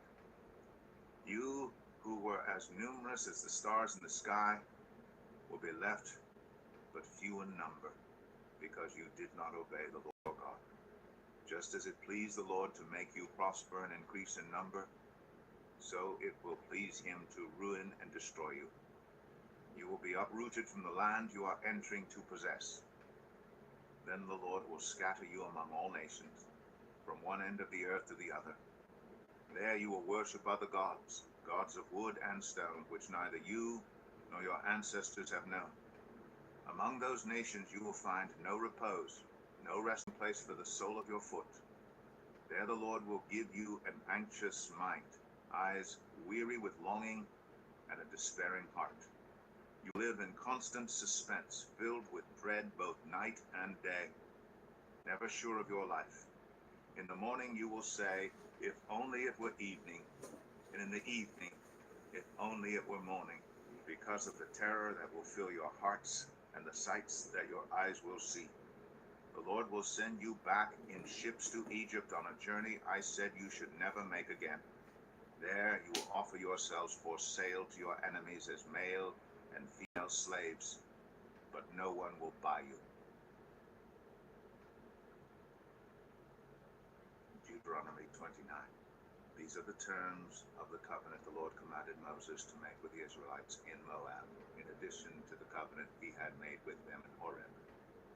Moses summoned all the Israelites and said to them, your eyes have seen all that the Lord did in Egypt, to Pharaoh, to all his officials, and to all his land.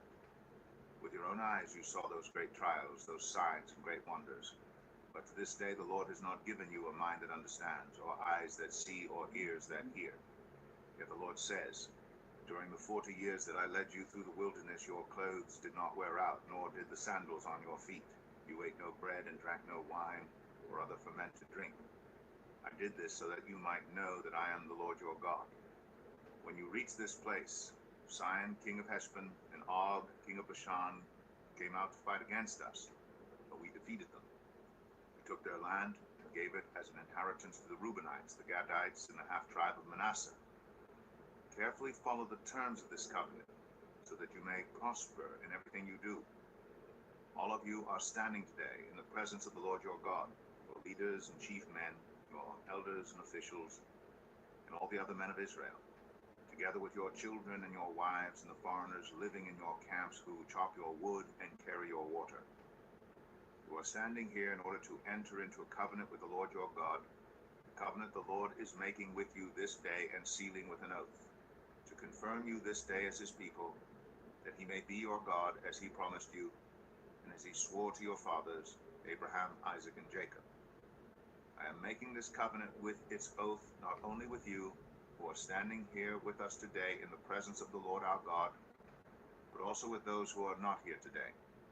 You yourselves know how we lived in Egypt and how we passed through the countries on the way here. You saw among them their detestable images and idols of wood and stone, of silver and gold. Make sure there is no man or woman, clan or tribe among you today whose heart turns away from the Lord our God to go and worship the gods of those nations. sure there is no root among you that produces such bitter poison. When such a person hears the words of this oath and they invoke a blessing on themselves, thinking, I will be safe, even though I persist in going my own way, they will bring disaster on the watered land as well as the dry.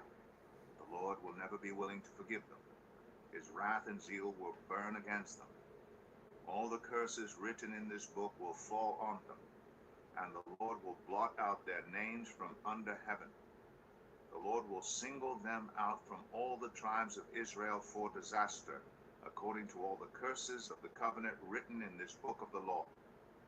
Your children who follow you in later generations, and foreigners who come from distant lands, will see the calamities that have fallen on the land, and the diseases with which the Lord has inflicted it.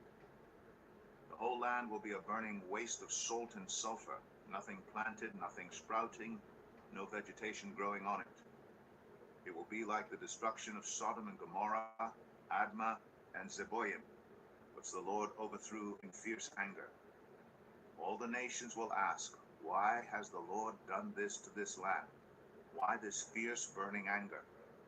And the answer will be, it is because this people abandoned the covenant of the Lord, the God of their ancestors, the covenant he made with them when he brought them out of Egypt. They went off and worshipped other gods and bowed down to them, gods they did not know, gods he had not given them. Therefore the Lord's anger burned against this land, so that he brought on it all the curses written in this book. In furious anger and in great wrath, the Lord uprooted them from their land and thrust them into another land as it is now. The secret things belong to the Lord our God, but the things revealed belong to us and to our children forever, that we may follow all the words of this law. Deuteronomy 30. When all these blessings and curses I have set before you come on you, and you take them to heart wherever the Lord your God disperses you among the nations, and when you and your children return to the Lord your God, and obey him with all your heart and with all your soul, according to everything I command you today, then the Lord your God will restore your fortunes and have compassion on you, and gather you again from all the nations where he scattered you. Even if you have been banished to the most distant land under the heavens, from there the Lord your God will gather you and bring you back. He will bring you to the land that belonged to your ancestors, and you will take possession of it. He will make you more prosperous and numerous than your ancestors. The Lord your God will circumcise your hearts and the hearts of your descendants, so that you may love him with all your heart and with all your soul and live. The Lord your God will put all these curses on your enemies who hate and persecute you. You will again obey the Lord and follow all his commands I am giving you today. Then the Lord your God will make you most prosperous in all the work of your hands and in the fruit of your womb, the young of your livestock and the crops of your land. The Lord will again delight in you and make you prosperous, just as he delighted in your ancestors, if you obey the Lord your God and keep his commands and decrees that are written in this book of the law, and turn to the Lord your God with all your heart and with all your soul. Now what I am commanding you today is not too difficult for you or beyond your reach. It is not up in heaven so that you have to ask, who will ascend into heaven to get it and proclaim it to us so we may obey it? Nor is it beyond the sea so that you have to ask, who will cross the sea to get it and proclaim it to us so we may obey it? No, the word is very near you. It is in your mouth and in your heart, so you may obey it. See, I set before you today life and prosperity, death and destruction. For I command you today to love the Lord your God, to walk in obedience to him, and to keep his commands, decrees, and laws. Then you will live and increase, and the Lord your God will bless you in the land you are entering to possess. But if your heart turns away and you are not obedient, and if you are drawn away to bow down to other gods and worship them, I declare to you this day that you will certainly be destroyed. You will not live long in the land you are crossing the Jordan to enter and possess. This day I call the heavens and the earth as witnesses against you, that I have set before you life and death, blessings and curses.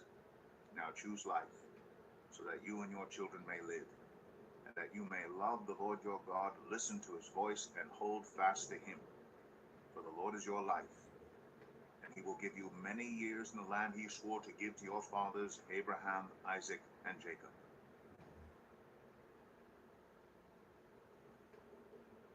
Deuteronomy 31.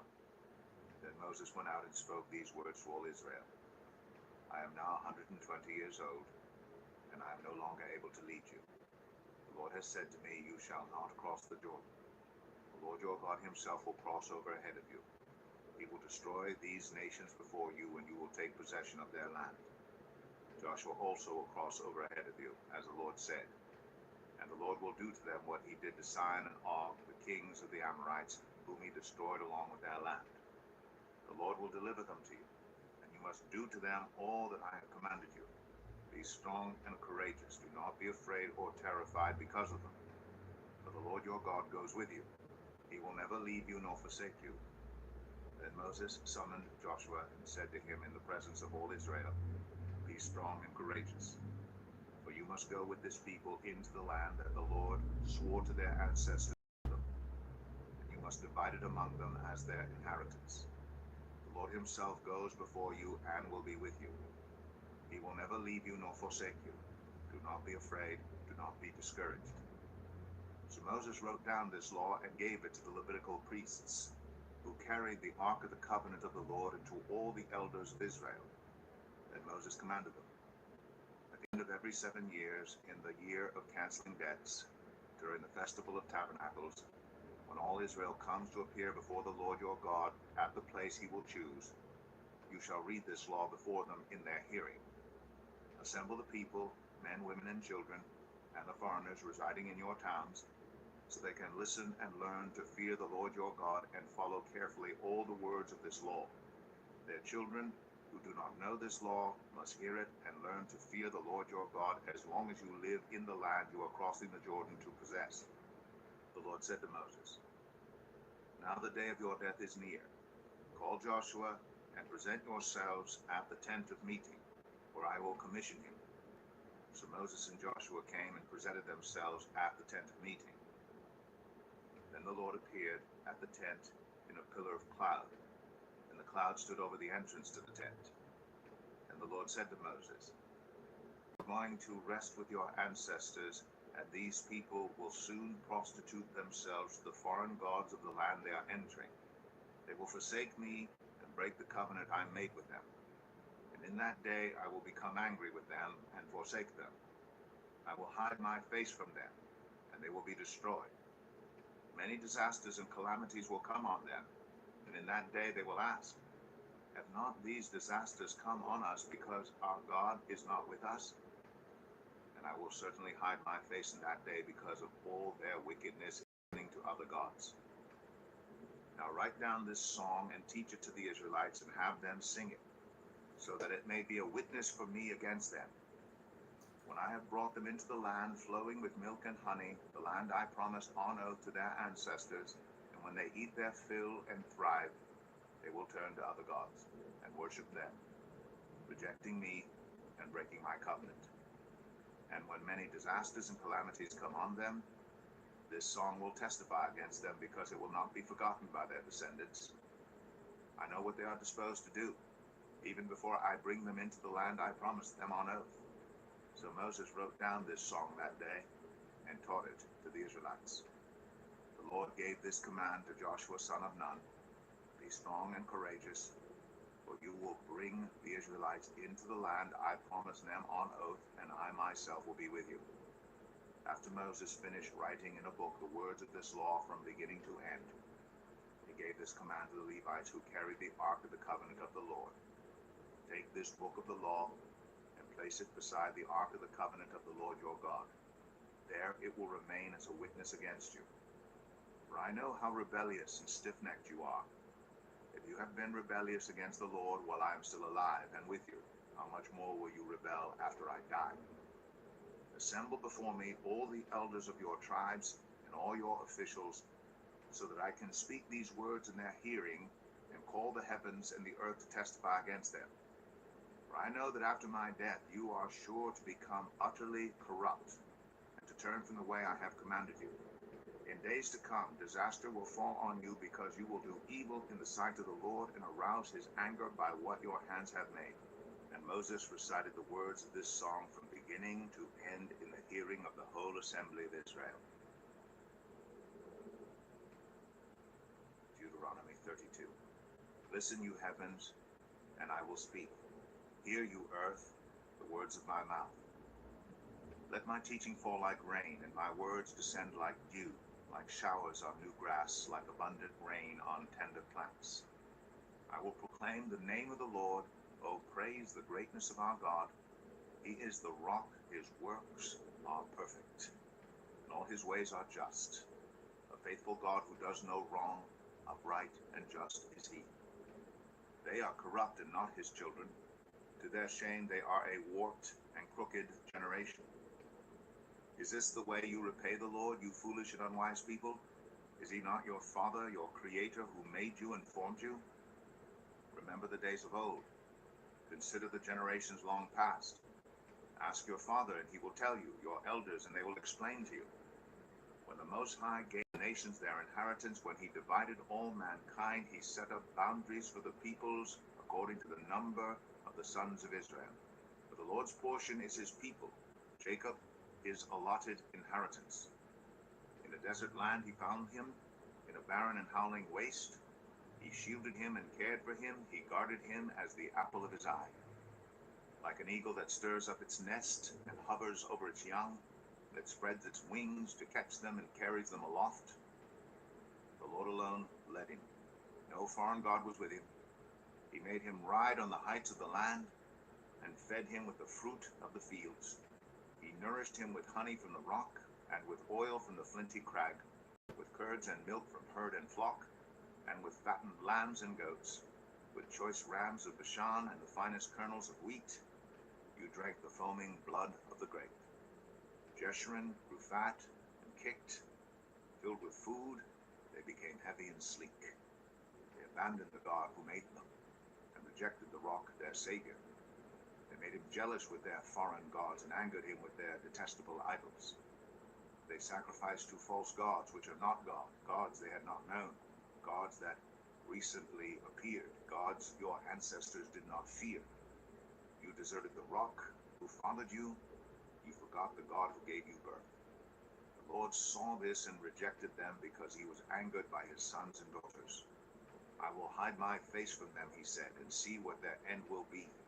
For they are a perverse generation, children who are unfaithful. They made me jealous by what is no God and angered me with their worthless idols. I will make them envious by those who are not a people. I will make them angry by a nation that has no understanding. For a fire will be kindled by my wrath, one that burns down to the realm of the dead below. It will devour the earth and its harvests, and set afire the foundations of the mountains. I will heap calamities on them and spend my arrows against them. I will send wasting famine against them, consuming pestilence and deadly plague. I will send against them the fangs of wild beasts, the venom of vipers that glide in the dust. In the street, the sword will make them childless. In their homes, terror will reign. The young men and young women will perish, the infants and those with gray hair. I said I would scatter them and erase their name from human memory. But I dreaded the taunt of the enemy, lest the adversary misunderstand and say, our hand has triumphed. The Lord has not done all this. They are a nation without sense. There is no discernment in them. If only they were wise and would understand this and discern what their end will be. How could one man chase 1,000 or two put 10,000 to flight? Unless their rock had sold them, unless the Lord had given them up. For their rock is not like our rock, as even our enemies concede. Their vine comes from the vine of Sodom and from the fields of Gomorrah. Their grapes are filled with poison and their clusters with bitterness. Their wine is the venom of serpents, the deadly poison of cobras. Have I not kept this in reserve and sealed it in my vaults? It is mine to avenge, I will repay. In due time their foot will slip. Their day of disaster is near, and their doom rushes upon them. The Lord will vindicate his people and relent concerning his servants. When he sees their strength is gone and no one is left, slave or free, he will say, now, where are their gods? The rock they took refuge in, the gods who ate the fat of their sacrifices and drank the wine of their drink offerings. Let them rise up to help you. Let them give you shelter. See now that I myself am he. There is no God besides me. I put to death, that I bring to life. I have wounded, and I will heal. And no one can deliver out of my hand. I lift my hand to heaven and solemnly swear, as surely as I live forever, when I sharpen my flashing sword and my hand grasps it in judgment, I will take vengeance on my adversaries and repay those who hate me. I will make my arrows drunk with blood, while my sword devours flesh. The blood of the slain and the captives, the heads of the enemy leaders. Rejoice, you nations, with his people. For he will avenge the blood of his servants. He will take vengeance on his enemies, and make atonement for his land and people. Moses came with Joshua son of Nun, and spoke all the words of this song in the hearing of the people. When Moses finished reciting all these words to all Israel, he said to them, take to heart all the words I have solemnly declared to you this day, so that you may command your children to obey carefully all the words of this law. They are not just idle words for you, they are your life. By them you will live long in the land you are crossing the Jordan to possess. On that same day the Lord told Moses, go up into the Abarim range to Mount Nebo in Moab, across from Jericho, and view Canaan, the land I'm giving the Israelites as their own possession. There on the mountain that you have climbed, you will die and be gathered to your people, just as your brother Aaron died on Mount Hor and was gathered to his people. This is because both of you broke faith with me in the presence of the Israelites at the waters of Meribah, Kadesh, in the desert of Zin, and because you did not uphold my holiness among the Israelites. Therefore, you will see the land only from a distance. You will not enter the land I am giving to the people of Israel.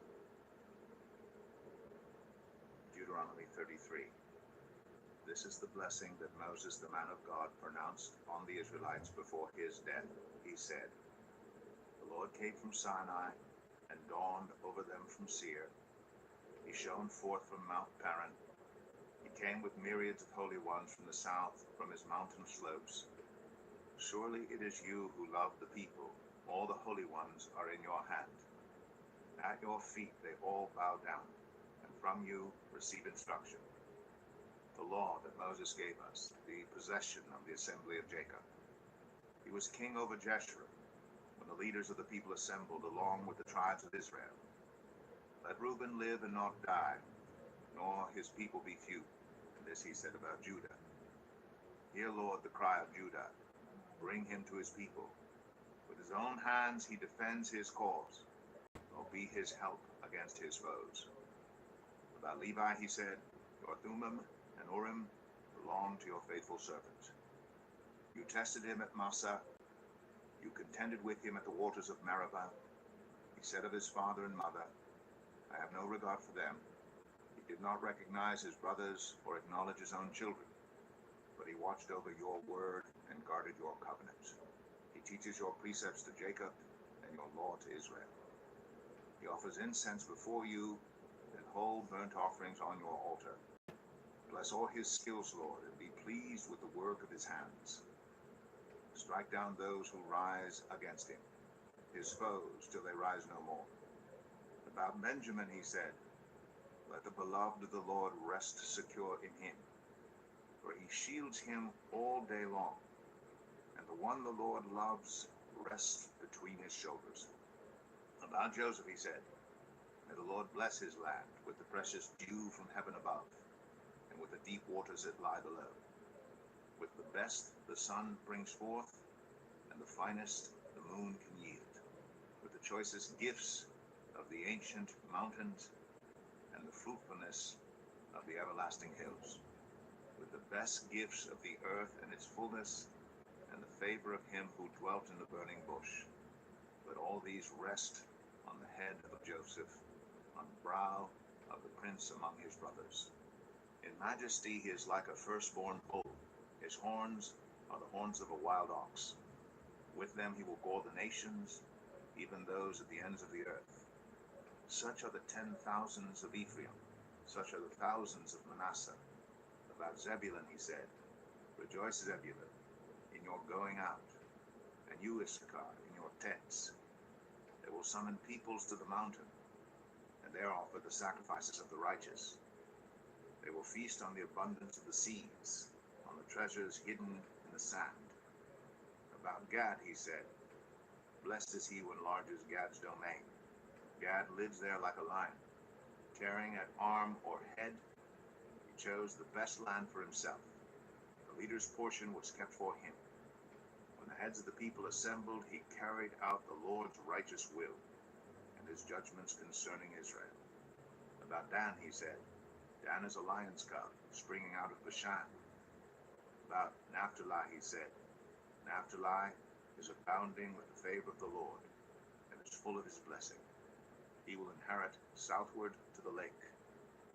About Asher he said, Most blessed of sons is Asher. Let him be favored by his brothers, and let him bathe his feet in oil. The bolts of your gates will be iron and bronze, and your strength will equal your days. There is no one like the God of Jeshurun, who rides across the heavens to help you, and on the clouds in his majesty. The eternal God is your refuge, and underneath are the everlasting arms. He will drive out your enemies before you, saying, Destroy them. So Israel will live in safety. Jacob will dwell secure in a land of grain and new wine, where the heavens drop dew. Blessed are you, Israel. Who is like you, a people saved by the Lord? He is your shield and helper, and your glorious sword. Your enemies will cower before you, and you will tread on their heights.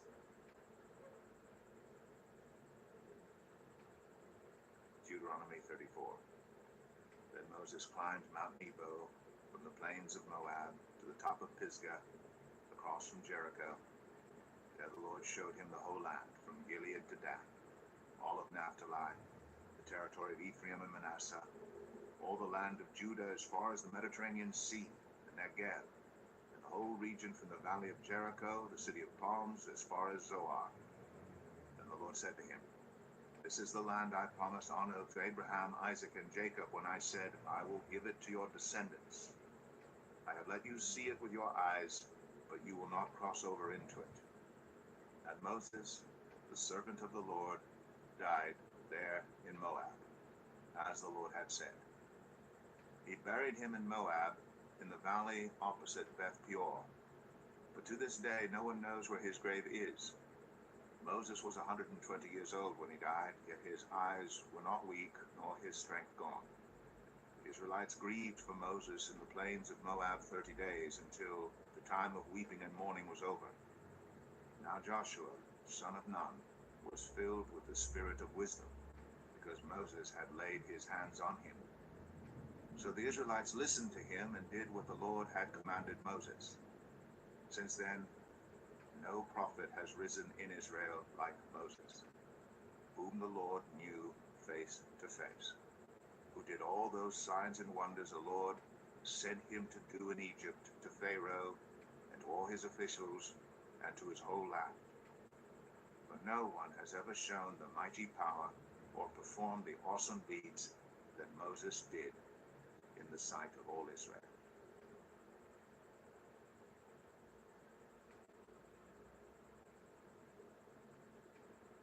The book of Joshua, chapter 1. After the death of Moses, the servant of the Lord said to Joshua, son of Nun, Moses' aide, Moses, my servant, is dead. Now then, you and all these people get ready to cross the Jordan River into the land I'm about to give to them, to the Israelites. I will give you every place where you set your foot, as I promised to Moses. Your territory will extend from the desert to Lebanon, and from the great river, the Euphrates, all the Hittite country, to the Mediterranean Sea in the west. No one will be able to stand against you all the days of your life. As I was with Moses, so I will be with you. I will never leave you nor forsake you. Be strong and courageous, because you will lead these people to inherit the land I swore to their ancestors to give them. Be strong and very courageous. Be careful to obey all the law my servant Moses gave you. Do not turn from it to the right or to the left, that you may be successful wherever you go. Keep this book of the law always on your lips. Meditate on it day and night, so that you may be careful to do everything written in it. Then you will be prosperous and successful. Have I not commanded you? Be strong and courageous. Do not be afraid. Do not be discouraged, for the Lord your God will be with you wherever you go. So Joshua ordered the officers of the people, go through the camp and tell the people, get your provisions ready. 3 days from now, you will cross the Jordan here to go in and take possession of the land the Lord your God is giving you for your own. But to the Reubenites, the Gadites, and the half-tribe of Manasseh, Joshua said, remember the command that Moses, the servant of the Lord, gave you after he said, the Lord your God will give you rest by giving you this land. Your wives, your children, and your livestock may stay in the land that Moses gave you east of the Jordan. But all your fighting men, ready for battle, must cross over ahead of your fellow Israelites. You are to help them until the Lord gives them rest, as he has done for you, and until they too have taken possession of the land the Lord your God is giving them. After that, you may go back and occupy your own land, which Moses, the servant of the Lord, gave you east of the Jordan toward the sunrise. Then they answered Joshua, whatever you have commanded us, we will do, and wherever you send us, we will go. Just as we fully obeyed Moses, so we will obey you. Only may the Lord your God be with you as he was with Moses. Whoever rebels against your word and does not obey it, whatever you may command them, will be put to death. Only be strong and courageous. Joshua 2. Then Joshua son of Nun secretly sent 2 spies from Shittim. Go, look over the land, he said, especially Jericho. So they went and entered the house of a prostitute named Rahab and stayed there. The king of Jericho was told, look, some of the Israelites have come here tonight to spy out the land. So the king of Jericho sent this message to Rahab, bring out the men who came to you and entered your house, because they have come to spy out the whole land. But the woman had taken the 2 men and hidden them. She said, yes, the men came to me, but I did not know where they had come from. At dusk, when it was time to close the city gate, they left. I don't know which way they went. Go after them quickly, you may catch up with them. But she had taken them up to the roof and hidden them under the stalks of flax she had laid out on the roof. So the men set out in pursuit of the spies on the road that leads to the fords of the Jordan. And as soon as the pursuers had gone out, the gate was shut. Before the spies lay down for the night, she went up on the roof and said to them, I know that the Lord has given you this land, and that a great fear of you has fallen on us, so that all who live in this country are melting in fear because of you. We have heard how the Lord dried up the water of the Red Sea for you when you came out of Egypt, and what you did to Sihon and Og, the 2 kings of the Amorites east of the Jordan, whom you completely destroyed. When we heard of it, our hearts melted in fear, and everyone's courage failed because of you. For the Lord your God is God in heaven above and on the earth below. Now then, please swear to me by the Lord that you will show kindness to my family, because I have shown kindness to you. Give me a sure sign that you will spare the lives of my father and mother, my brothers and sisters, and all who belong to them, and that you will save us from death. Our lives for your lives, the men assured her. If you don't tell what we are doing, we will treat you kindly and faithfully when the Lord gives us the land. So she let them down by a rope through the window, for the house she lived in was part of the city wall. She said to them, Go to the hills, so the pursuers will not find you. Hide yourselves there 3 days until they return, and then go on your way." Now the men had said to her, "This oath you made us swear will not be binding on us unless when we enter the land you have tied this scarlet cord in the window through which you let us down, and unless you have brought your father and mother, your brothers and all your family into your house. If any of them go outside your house into the street, their blood will be on their own heads. We will not be responsible. As for those who are in the house with you, their blood will be on our head, if a hand is laid on them.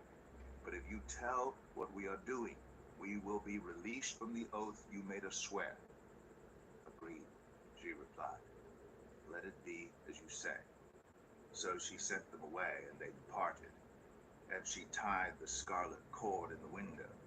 When they left, they went into the hills and stayed there 3 days, until the pursuers had searched all along the road and returned without finding them. Then the 2 men started back. They went down out of the hills, forded the river, and came to Joshua son of Nun, and told him everything that had happened to them. They said to Joshua, "The Lord has surely given the whole land into our hands. All the people are melting in fear because of us." Joshua 3.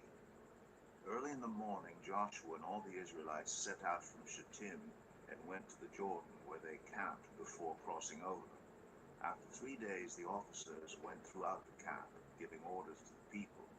"When you see the ark of the covenant of the Lord your God and the Levitical priests carrying it, you are to move out from your positions and follow it. Then you will know which way to go, since you have never been this way before. But keep a distance of about 2,000 cubits between you and the ark. Do not go near it." Joshua told the people, "Consecrate yourselves, for tomorrow the Lord will do amazing things among you." Joshua said to the priests, "Take up the ark of the covenant and pass on ahead of the people." So they took it up and went ahead of them. And the Lord said to Joshua, "Today I will begin to exalt you in the eyes of all Israel, so they may know that I am with you as I was with Moses. Tell the priests who carry the ark of the covenant, when you reach the edge of the Jordan's waters, go and stand in the river." Joshua said to the Israelites, "Come here and listen to the words of the Lord your God. This is how you will know that the living God is among you, and that he will certainly drive out before you the Canaanites, Hittites, Hivites, Perizzites, Girgashites, Amorites, and Jebusites. See, the ark of the covenant of the Lord of all the earth will go into the Jordan ahead of you. Now then, choose 12 men from the tribes of Israel, one from each tribe. And as soon as the priests who carry the ark of the Lord of all the earth, set foot in the Jordan, its waters flowing downstream will be cut off and stand up in a heap." So when the people broke camp to cross the Jordan, the priests carrying the ark of the covenant went ahead of them. Now the Jordan is at flood stage all during harvest. Yet, as soon as the priests who carried the ark reached the Jordan and their feet touched the water's edge, the water from upstream stopped flowing. It piled up in a heap a great distance away at a town called Adon in the vicinity of Zarethan, while the water flowing down to the Sea of the Arabah, that is the Dead Sea, was completely cut off. So the people crossed over opposite Jericho. The priests who carried the ark of the covenant of the Lord stopped in the middle of the Jordan and stood on dry ground, while all Israel passed by until the whole nation had completed the crossing on dry ground. Joshua 4. When the whole nation had finished crossing the Jordan, the Lord said to Joshua, "Choose 12 men among the people, one from each tribe, and tell them to take up 12 stones from the middle of the Jordan, from right where the priests are standing, and carry them over with you, and put them down at the place where you stay tonight." So Joshua called together the 12 men he had appointed from the Israelites, one from each tribe, and said to them, "Go over before the ark of the Lord your God into the middle of the Jordan.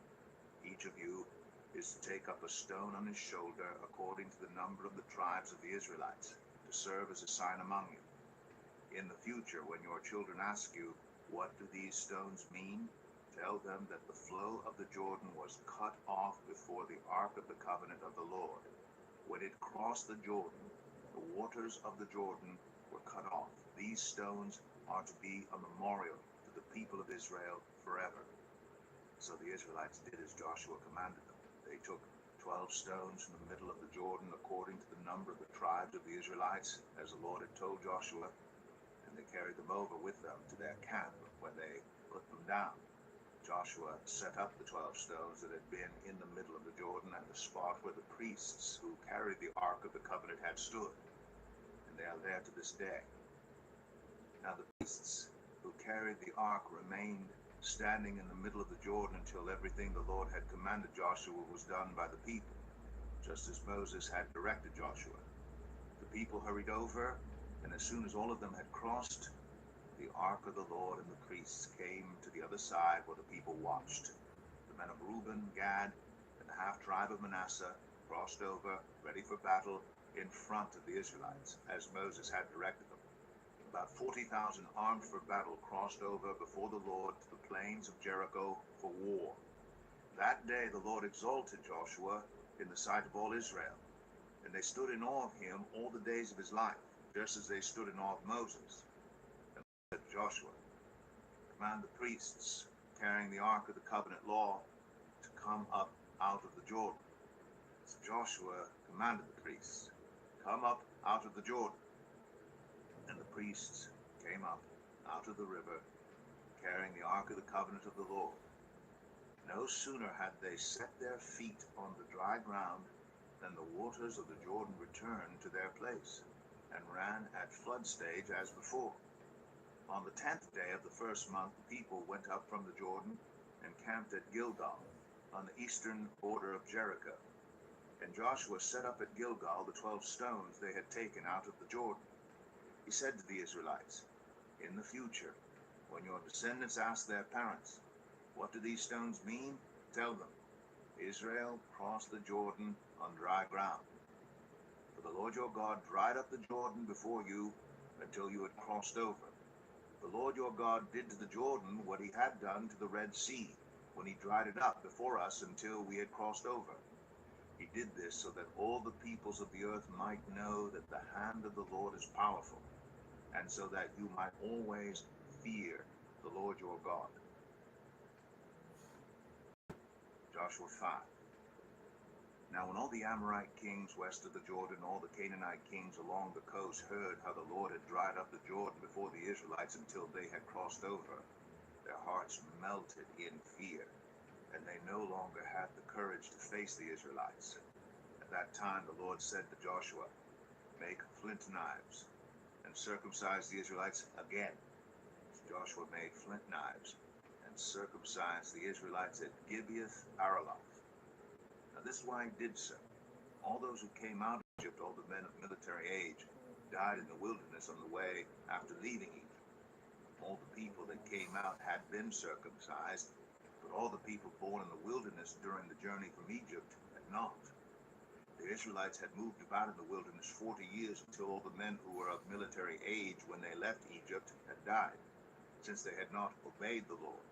For the Lord had sworn to them that they would not see the land he had solemnly promised their ancestors to give us, a land flowing with milk and honey. So he raised up their sons in their place, and these were the ones Joshua circumcised. They were still uncircumcised because they had not been circumcised on the way. And after the whole nation had been circumcised, they remained where they were in camp until they were healed.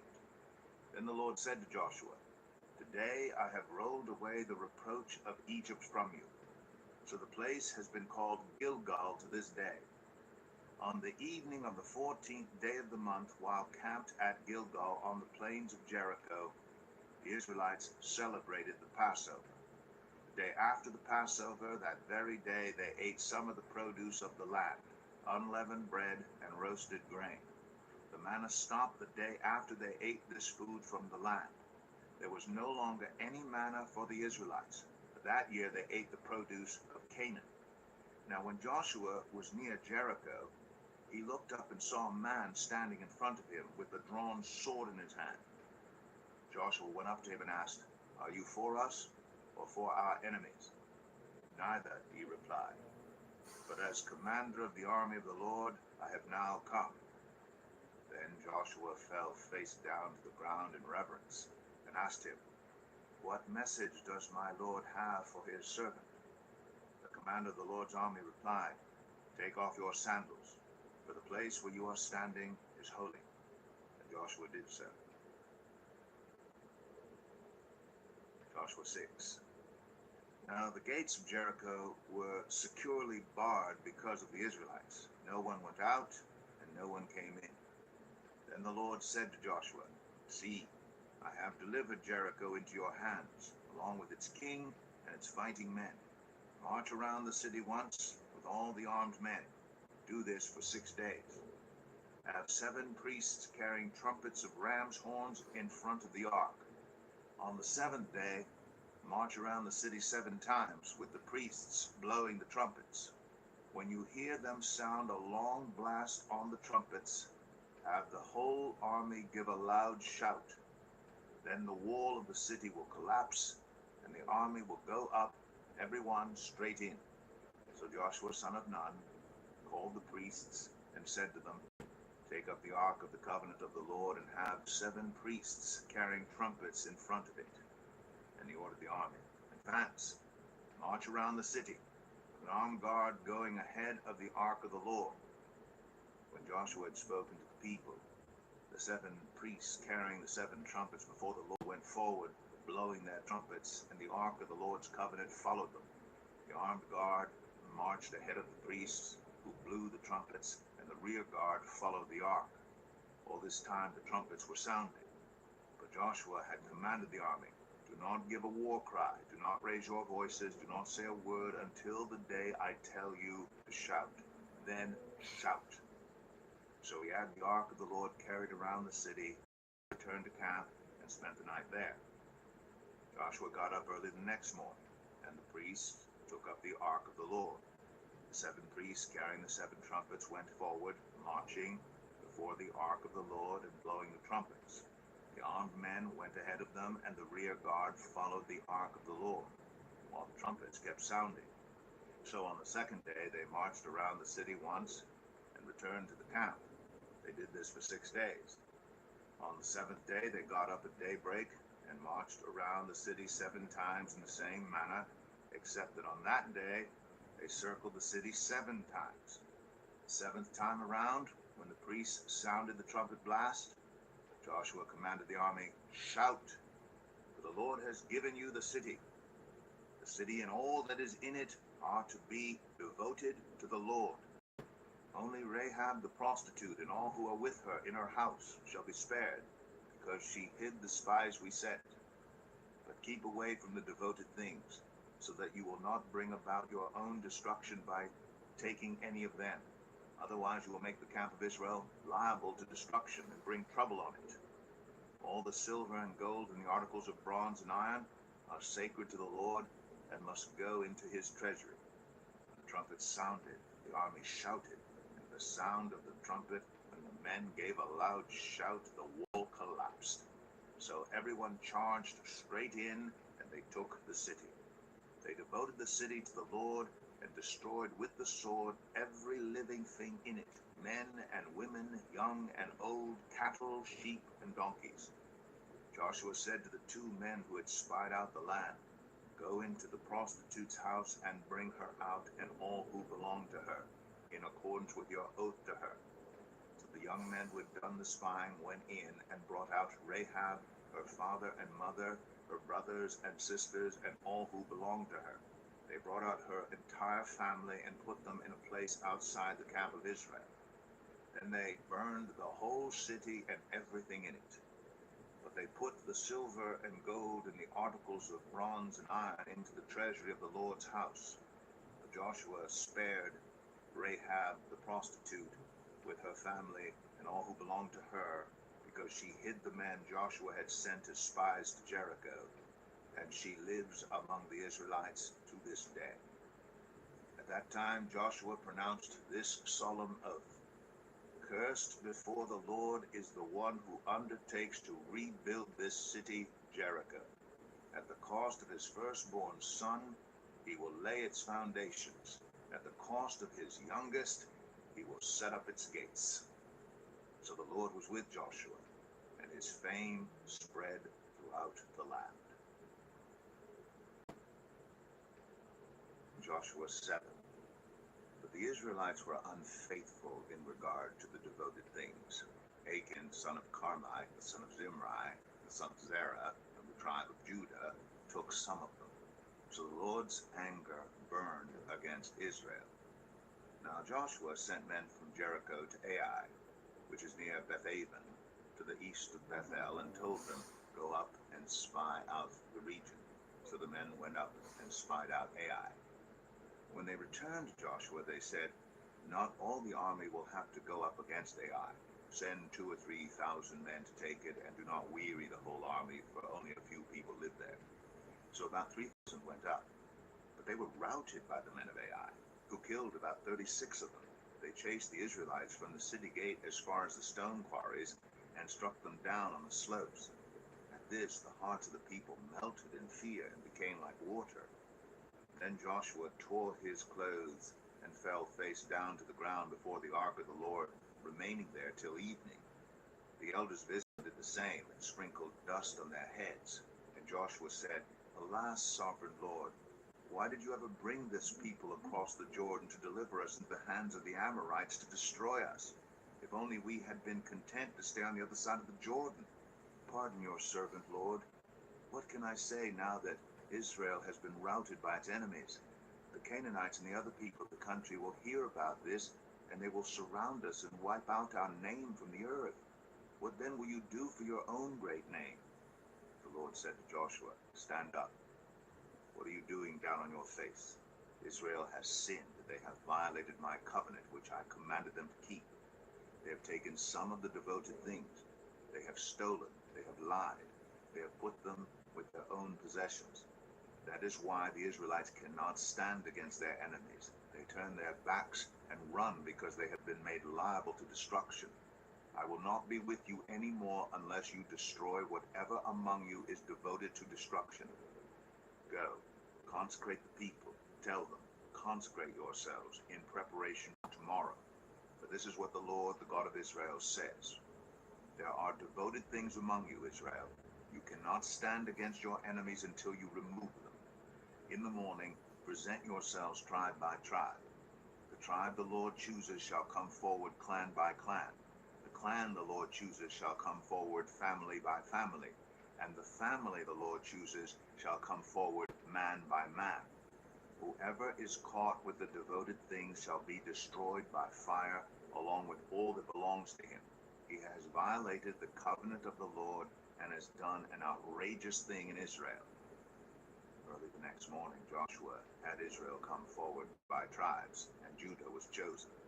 The clans of Judah came forward, and the Zerahites were chosen. He had the clan of the Zerahites come forward by families, and Zimri was chosen.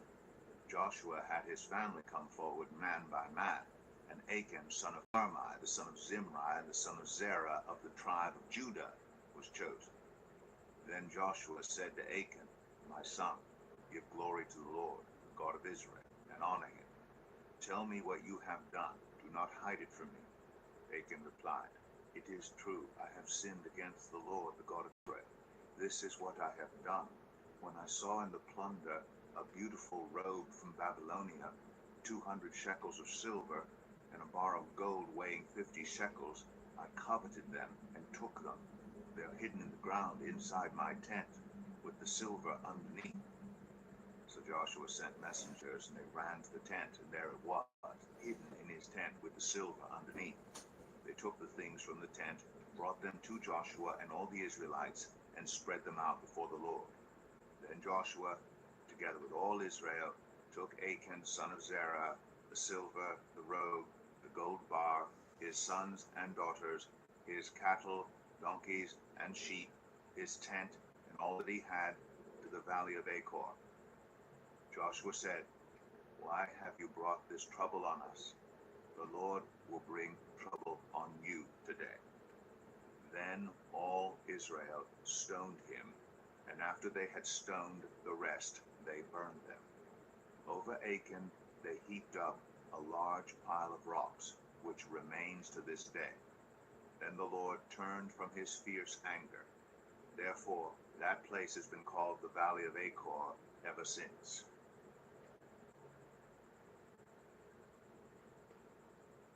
Joshua 8.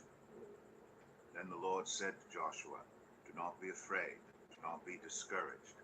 Take the whole army with you, and go up and attack Ai. For I have delivered into your hands the king of Ai, his people, his city, and his land. You shall do to Ai and its king as you did to Jericho and its king, except that you may carry off their plunder and livestock for yourselves. Set an ambush behind the city." So Joshua and the whole army moved out to attack Ai. He chose 30,000 of his best fighting men and sent them out at night with these orders. Listen carefully. You are to set an ambush behind the city. Don't go very far from it. All of you, be on the alert. I and all those with me will advance on the city, and when the men come out against us, as they did before, we will flee from them. They will pursue us until we have lured them away from the city, for they will say, "They are running away from us as they did before." So when we flee from them, you are to rise up from ambush and take the city. The Lord your God will give it into your hand. When you have taken the city, set it on fire. Do what the Lord has commanded. See to it. You have my orders. Then Joshua sent them off, and they went to the place of ambush, and lay in wait between Bethel and Ai, to the west of Ai. But Joshua spent that night with the people. Early the next morning, Joshua mustered his army, and he and the leaders of Israel marched before them to Ai. The entire force that was with him marched up and approached the city and arrived in front of it. They set up camp north of Ai, with the valley between them and the city. Joshua had taken about 5,000 men and set them in ambush between Bethel and Ai, to the west of the city. So the soldiers took up their positions with the main camp to the north of the city and the ambush to the west of it. That night Joshua went into the valley. When the king of Ai saw this, he and all the men of the city hurried out early in the morning to meet Israel in battle at a certain place overlooking the Arabah. But he did not know that an ambush had been set against him behind the city. Joshua and all Israel let themselves be driven back before them, and they fled toward the wilderness. All the men of Ai were called to pursue them, and they pursued Joshua and were lured away from the city. Not a man remained in Ai or Bethel who did not go after Israel. They left the city open and went in pursuit of Israel. Then the Lord said to Joshua, "Hold out toward Ai the javelin that is in your hand, for into your hand I will deliver the city." So Joshua held out toward the city the javelin that was in his hand. As soon as he did this, the men in the ambush rose quickly from their position and rushed forward. They entered the city and captured it, and quickly set it on fire. The men of Ai looked back and saw the smoke of the city rising up into the sky, but they had no chance to escape in any direction. The Israelites who had been fleeing toward the wilderness had turned back against their pursuers. For when Joshua and all Israel saw that the ambush had taken the city, and that smoke was going up from it, they turned around and attacked the men of Ai. Those in the ambush also came out of the city against them, so that they were caught in the middle, with Israelites on both sides. Israel cut them down, leaving the king of Ai alive, and brought him to Joshua. When Israel had finished killing all the men of Ai in the fields and in the wilderness where they had chased them, and when every one of them had been put to the sword, all the Israelites returned to Ai and killed those who were in it. 12,000 men and women fell that day, all the people of Ai. For Joshua did not draw back the hand that held out his javelin until he had destroyed all who lived in Ai. But Israel did carry off for themselves the livestock and plunder of this city, as the Lord had instructed Joshua.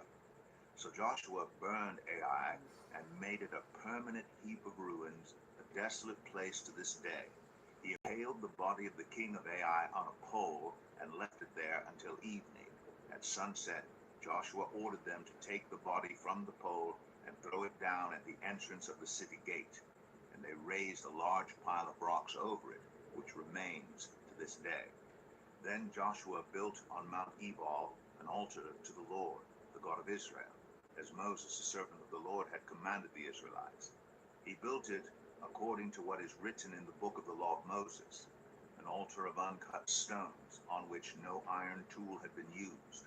On it they offered to the Lord burnt offerings and sacrificed fellowship offerings. There, in the presence of the Israelites, Joshua wrote on stones a copy of the law of Moses. All the Israelites, with their elders, officials, and judges, were standing on both sides of the ark of the covenant of the Lord, facing the Levitical priests who carried it.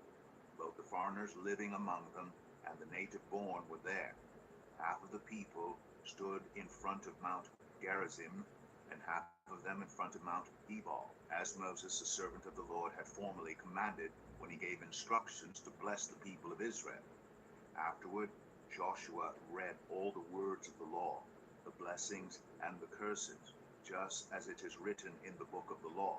There was not a word of all that Moses had commanded that Joshua did not read to the whole assembly of Israel, including the women, children, and the foreigners who lived among them. Joshua 9. Now when all the kings west of the Jordan heard about these things, the kings in the hill country, in the western foothills, and along the entire coast of the Mediterranean Sea as far as Lebanon, the kings of the Hittites, Amorites, Canaanites, Perizzites, Hivites, and Jebusites, they came together to wage war against Joshua and Israel. However, when the people of Gibeon heard what Joshua had done to Jericho and Ai, they resorted to a ruse. They went as a delegation whose donkeys were loaded with worn-out sacks and old wineskins cracked and mended. They put worn and patched sandals on their feet and wore old clothes. All the bread of their food supply was dry and moldy. Then they went to Joshua in the camp at Gilgal and said to him and the Israelites, "We have come from a distant country. Make a treaty with us." The Israelites said to the Hivites, "But perhaps you live near us, so how can we make a treaty with you?" "We are your servants," they said to Joshua. Joshua asked, "Who are you, and where do you come from?" They answered, "Your servants have come from a very distant country, because of the fame of the Lord your God. We have heard reports of him, all that he did in Egypt, and all that he did to the two kings of the Amorites east of the Jordan, Sihon, king of Heshbon, and Og, king of Bashan, who reigned in Ashtoreth. And our elders and all those living in our country said to us, 'Take provisions for your journey, go and meet them, and say to them, "We are your servants, make a treaty with us." This bread of ours was warm when we packed it at home on the day we left to come to you, but now see how dry and moldy it is. And these wineskins that we filled were new, but see how cracked they are, and our clothes and sandals are worn out by the very long journey.' The Israelites sampled their provisions, but did not inquire of the Lord. Then Joshua made a treaty of peace with them to let them live, and the leaders of the assembly ratified it by oath. 3 days after they made the treaty with the Gibeonites, the Israelites heard that they were neighbors living near them. So the Israelites set out, and on the third day came to their cities, Gibeon, Kephirah, Beeroth, and Kiriath Jearim. But the Israelites did not attack them, because the leaders of the assembly had sworn an oath to them by the Lord, the God of Israel. The whole assembly grumbled against the leaders, but all the leaders answered, "We have given them our oath by the Lord, the God of Israel, and we cannot touch them now. This is what we will do to them. We will let them live, so that God's wrath will not fall on us for breaking the oath we swore to them." They continued, "Let them live, but let them be woodcutters and water carriers in the service of the whole assembly." So the leader's promise to them was kept. Then Joshua summoned the Gibeonites and said, "Why did you deceive us by saying, 'We live a long way from you,' while actually you live near us? You are now under a curse. You will never be released from service as woodcutters and water carriers for the house of my God." They answered Joshua, "Your servants were told how the Lord your God had commanded his servant Moses to give you the whole land and to wipe out all its inhabitants from before you. So we feared for our lives because of you, and that is why we did this. We are now in your hands.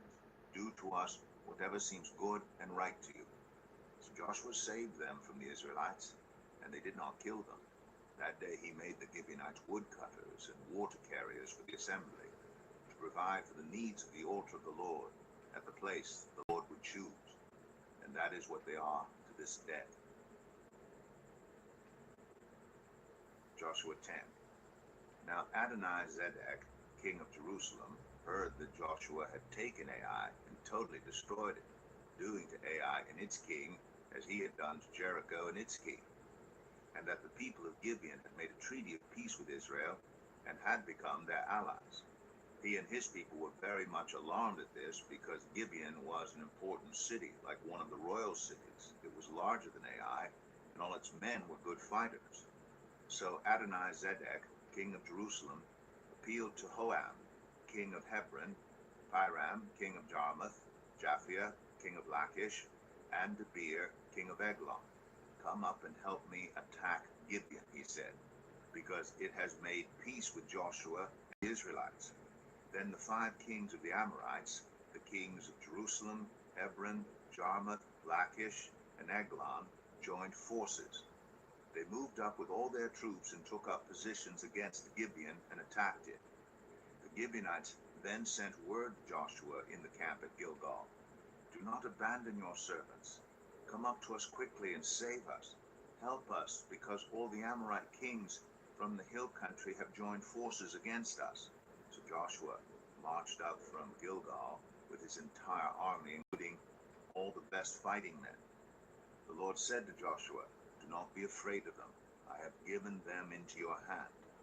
Not one of them will be able to withstand you." After an all-night march from Gilgal, Joshua took them by surprise. The Lord threw them into confusion before Israel, so Joshua and the Israelites defeated them completely at Gibeon. Israel pursued them along the road, going up to Beth Horon, and cut them down all the way to Azekah and Makkedah. As they fled before Israel on the road down from Beth Horon to Azekah, the Lord hurled large hailstones down on them, and more of them died from the hail than were killed by the swords of the Israelites. On the day the Lord gave the Amorites over to Israel, Joshua said to the Lord in the presence of Israel, "Sun, stand still over Gibeon, and you, moon, over the valley of Ajalon."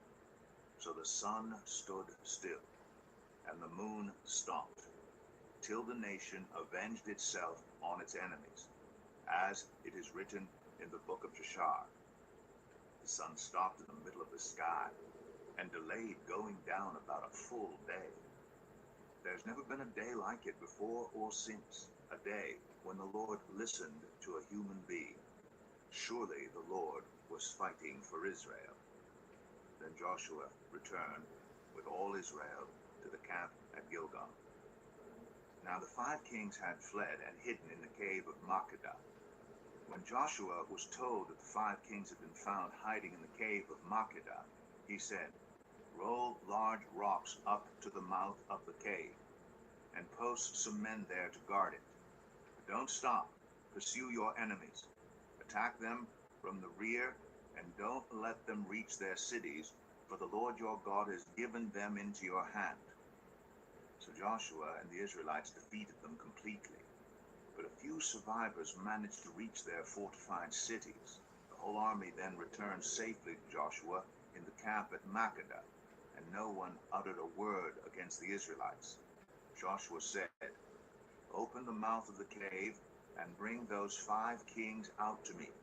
So they brought the 5 kings out of the cave, the kings of Jerusalem, Hebron, Jarmuth, Lachish, and Eglon. When they had brought these kings to Joshua, he summoned all the men of Israel and said to the army commanders who had come with him, "Come here and put your feet on the necks of these kings." So they came forward and placed their feet on their necks. Joshua said to them, "Do not be afraid, do not be discouraged. Be strong and courageous. This is what the Lord will do to all the enemies you are going to fight." Then Joshua put the kings to death and exposed their bodies on 5 poles, and they were left hanging on the poles until evening. At sunset, Joshua gave the order, and they took them down from the poles and threw them into the cave where they had been hiding. At the mouth of the cave, they placed large rocks which are there to this day. That day Joshua took Makkedah. He put the city and its king to the sword, and totally destroyed everyone in it. He left no survivors. And he did to the king of Makkedah as he had done to the king of Jericho. Then Joshua and all Israel with him moved on from Makkedah to Libnah and attacked it. The Lord also gave that city and its king into Israel's hand. The city and everyone in it Joshua put to the sword. He left no survivors there. And he did to its king as he had done to the king of Jericho. Then Joshua and all Israel with him moved on from Libnah to Lachish. He took up positions against it and attacked it. The Lord gave Lachish into Israel's hands. And Joshua took it on the second day. The city and everyone in it he put to the sword, just as he had done to Libnah. Meanwhile Oram, king of Gezer, had come up to help Lachish, but Joshua defeated him and his army, until no survivors were left. Then Joshua and all Israel with him moved on from Lachish to Eglon. They took up positions against it and attacked it. They captured it that same day and put it to the sword and totally destroyed everyone in it, just as they had done to Lachish. Then Joshua and all Israel with him went up from Eglon to Hebron and attacked it. They took the city and put it to the sword, together with its king, its villages, and everyone in it. They left no survivors. Just as at Eglon, they totally destroyed it and everyone in it. Then Joshua and all Israel with him turned around and attacked Debir. They took the city, its king, and its villages, and put them to the sword. Everyone in it they totally destroyed. They left no survivors. They did to Debir and its king as they had done to Libnah and its king and to Hebron. So Joshua subdued the whole region, including the hill country, the Negev, the western foothills, and the mountain slopes, together with all their kings. He left no survivors. He totally destroyed all who breathed, just as the Lord, the God of Israel, had commanded. Joshua subdued them from Kadesh Barnea to Gaza, and from the whole region of Goshen to Gibeon. All these kings and their lands Joshua conquered in one campaign, because the Lord, the God of Israel, fought for Israel. Then Joshua returned with all Israel to the camp at Gilgal. Joshua 11. When Jabin, king of Hazor, heard of this, he sent word to Jobab, king of Madon, to the kings of Shimron and Akshaph, and to the northern kings who were in the mountains, in the Arabah south of Kinnereth, in the western foothills, and in Nephath Dor on the west, to the Canaanites in the east and west, to the Amorites, Hittites, Perizzites, and Jebusites in the hill country, and to the Hivites below Hermon, in the region of Mizpah. They came out with all their troops, in a large number of horses and chariots, a huge army as numerous as the sand on the seashore. All these kings joined forces and made camp together at the waters of Merom to fight against Israel. The Lord said to Joshua, "Do not be afraid of them, because by this time tomorrow I will hand all of them slain over to Israel. You are to hamstring their horses and burn their chariots." So Joshua and his whole army came against them suddenly at the waters of Merom and attacked them, and the Lord gave them into the hand of Israel. They defeated them and pursued them all the way to Greater Sidon, to Mizrephoth Maim, and to the valley of Mizpah on the east, until no survivors were left.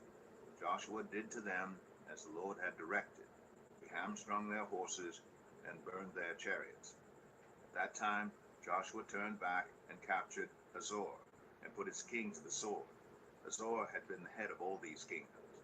Everyone in it they put to the sword. They totally destroyed them, not sparing anyone that breathed. And he burned Hazor itself. Joshua took all these royal cities and their kings and put them to the sword. He totally destroyed them, as Moses, the servant of the Lord, had commanded. Yet Israel did not burn any of the cities built on their mounds, except Hazor, which Joshua burned. The Israelites carried off for themselves all the plunder and livestock of these cities, but all the people they put to the sword till they completely destroyed them, not sparing anyone that breathed. As the Lord commanded his servant Moses, so Moses commanded Joshua, and Joshua did it. He left nothing undone of all that the Lord commanded Moses. So Joshua took this entire land, the hill country, all the Negev, the whole region of Goshen, the western foothills, the Arabah, and the mountains of Israel with their foothills, from Mount Halak, which rises towards Seir, to Baal Gad in the valley of Lebanon, below Mount Hermon. He captured all their kings and put them to death.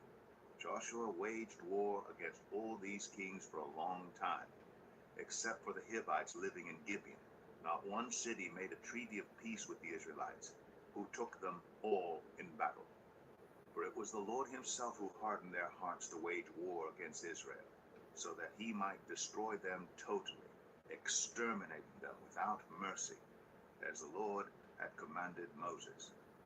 At that time Joshua went and destroyed the Anakites from the hill country, from Hebron, Debir, and Anab, from all the hill country of Judah, and from all the hill country of Israel.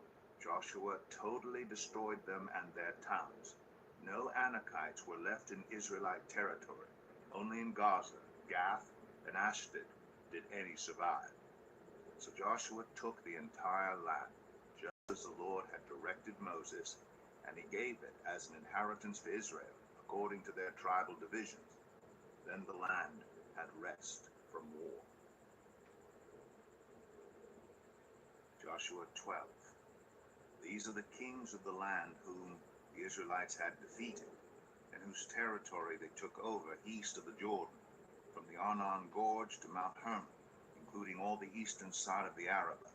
Sihon, king of the Amorites, who reigned in Heshbon. He ruled from Aroer on the rim of the Arnon Gorge, from the middle of the gorge to the Jabbok River, which is the border of the Ammonites. This included half of Gilead. He also ruled over the eastern Arabah, from the Sea of Galilee to the Sea of the Arabah, that is the Dead Sea, to Beth Jeshemeth, and then southward below the slopes of Pisgah.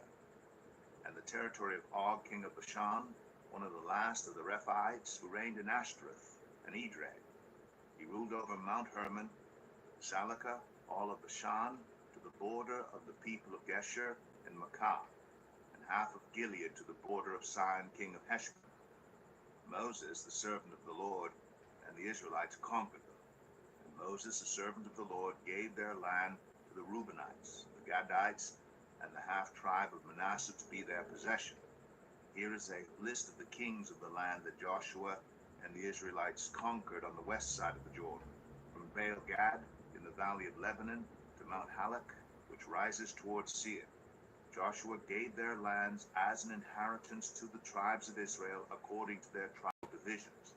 The lands included the hill country, the western foothills, the Arabah, the mountain slopes, the wilderness, and the Negev. These were the lands of the Hittites, Amorites, Canaanites, Perizzites, Hivites, and Jebusites. These were the kings. The king of Jericho, 1. The king of Ai, near Bethel, 1. The king of Jerusalem, 1. The king of Hebron, 1. The king of Jarmuth, 1. The king of Lachish, 1. The king of Eglon, 1. The king of Gezer, 1. The king of Debir, 1. The king of Geder, 1. The king of Hormah, 1. The king of Arad, 1. The king of Libnah, 1. The king of Adullam, 1. The king of Makkedah, 1. The king of Bethel, 1. The king of Tapua, 1. The king of Hepher, 1. The king of Aphek, 1. The king of Lasharon, 1. The king of Medan, 1. The king of Hazor, 1. The king of Shimron Meron, 1. The king of Akshaph, 1. The king of Tanakh, 1. The king of Megiddo, 1. The king of Kadesh, 1. The king of Jokneam in Carmel, 1. The king of Dor in Naphoth Dor, 1. The king of Goyim in Gilgal, 1. The king of Tirzah, 1. 31 kings in all. Joshua 13. When Joshua had grown old, the Lord said to him, "You are now very old, and there are still very large areas of land to be taken over. This is the land that remains, all the regions of the Philistines and Geshurites, from the Shihor River on the east of Egypt to the territory of Ekron on the north, all of it counted as Canaanite, though held by the 5 Philistine rulers in Gaza, Ashdod, Ashkelon, Gath, and Ekron. The territory of the Abites on the south, all the land of the Canaanites from Arah of the Sidonians as far as Aphek, and the border of the Amorites, the area of Byblos and all Lebanon to the east, from Baal-Gad below Mount Hermon to Lebo Hamath. As for all the inhabitants of the mountain regions from Lebanon to Misrephoth-Maim, that is, all the Sidonians, I myself will drive them out before the Israelites. Be sure to allocate this land to Israel for an inheritance, as I have instructed you, and divide it as an inheritance among the 9 tribes and half of the tribe of Manasseh. The other half of Manasseh, the Reubenites and the Gadites, had received the inheritance that Moses had given them east of the Jordan, as he, the servant of the Lord, had assigned it to them. It extended from Aroer on the rim of the Arnon Gorge, and from the town in the middle of the gorge, and included the whole plateau of Medeba as far as Dibon, and all the towns of Sihon, king of the Amorites, who ruled in Heshbon, out to the border of the Ammonites. It also included Gilead, the territory of the people of Geshur and Makkah, all of Mount Hermon, and all Bashan as far as Salakah, that is, the whole kingdom of Og and Bashan, who had reigned in Ashtoreth and Edrei. He was the last of the Rephaites. Moses had defeated them and taken over their land. But the Israelites did not drive out the people of Geshur and Makkah, so they continue to live among the Israelites to this day. But to the tribe of Levi he gave no inheritance, since the food offerings presented to the Lord, the God of Israel, are their inheritance, as he promised them. This is what Moses had given to the tribe of Reuben, according to its clans. The territory from Aroer on the rim of the Arnon Gorge, and from the town in the middle of the gorge, and the whole plateau past Medeba to Heshbon, in all including Dibon, Bamath-Baal, Beth-Baal-Meon, Jahaz, Kedemoth, Mephath, Kiriathim, Sibmah, Zereth-Shahar, on the hill in the valley, Beth-Peor, the slopes of Pisgah, and Beth-Jeshemeth, all the towns on the plateau, and the entire realm of Sihon, king of the Amorites, who ruled in Heshbon. Moses had defeated him, and the Midianite chiefs, Evi, Rechem, Zur, Hur, and Reba, princes allied with Sihon, who lived in that country. In addition to those slain in battle, the Israelites had put to the sword Balaam, son of Beor, who practiced divination. The boundary of the Reubenites was the bank of the Jordan. These towns and their villages were the inheritance of the Reubenites according to their clans. This is what Moses had given to the tribe of Gad, according to its clans. The territory of Jazer, all the towns of Gilead, and half the Ammonite country, as far as Aroer, near Rabbah, and from Heshbon to Ramath-Mizpah and Betanim, and from Mahanaim to the territory of Debir, and in the valley Beth-Haram, Beth-Nimrah, Succoth, and Zephon, with the rest of the realm of Sihon, king of Heshbon, the east side of the Jordan, the territory up to the end of the Sea of Galilee. These towns and their villages were the inheritance of the Gadites, according to their clans. This is what Moses had given to the half-tribe of Manasseh, that is, to half the family of the descendants of Manasseh, according to its clans.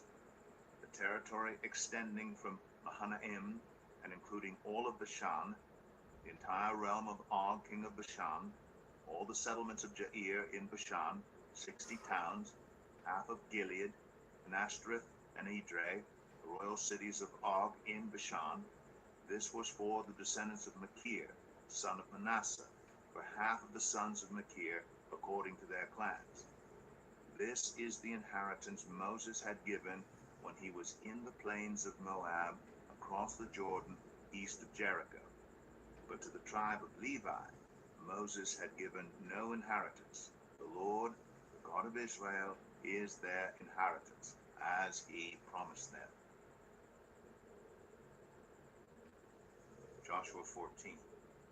Now Now these are the areas the Israelites received as an inheritance in the land of Canaan, which Eleazar the priest, Joshua son of Nun, and the heads of the tribal clans of Israel allotted to them.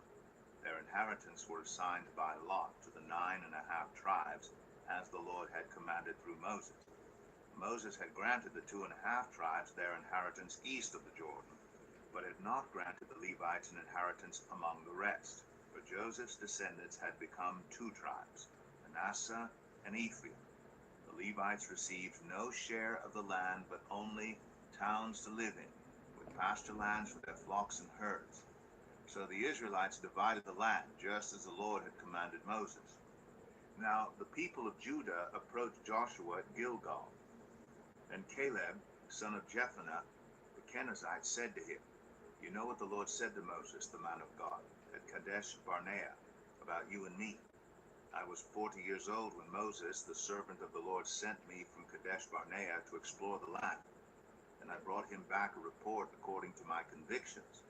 But my fellow Israelites who went up with me made the hearts of the people melt in fear. I, however, followed the Lord my God wholeheartedly.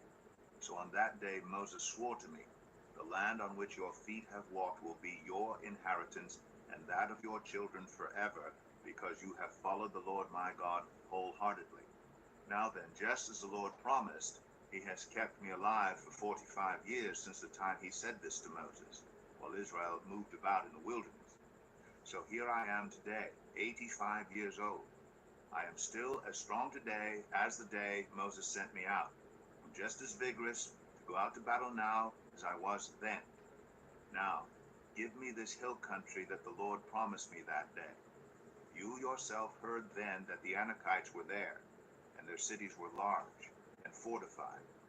But the Lord helping me, I will drive them out just as he said." Then Joshua blessed Caleb, son of Jephunneh, and gave him Hebron as his inheritance. So Hebron has belonged to Caleb, son of Jephunneh, the Kenizzite, ever since, because he followed the Lord, the God of Israel, wholeheartedly. Hebron used to be called Kiriath Arba, after Arba, who was the greatest man among the Anakites. Then the land had rest from war.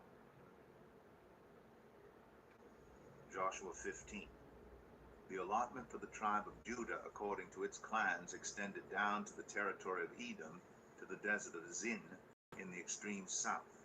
Their southern boundary started from the bay at the southern end of the Dead Sea, crossed south of Scorpion Pass, continued on to Zin, and went over to the south of Kadesh Barnea. Then it ran past Hezron, up to Adar, and curved around to Karka. It then passed along Aslan, and joined the Wadi of Egypt, ending at the Mediterranean Sea. This is their southern boundary.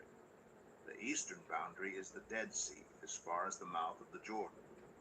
The northern boundary started from the bay of the sea at the mouth of the Jordan, went up to Beth Hoglah, and continued north to Beth Arabah, to the stone of Bohan, son of Reuben. The boundary then went up to Debir, from the valley of Achor, and turned north to Gilgal, which faces the pass of Adumim, south of the gorge. It continued along to the waters of En Shemesh, and came out at En Rogel.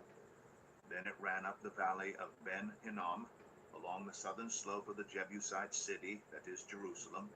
From there it climbed to the top of the hill west of the Hinnom Valley, at the northern end of the valley of Rephaim.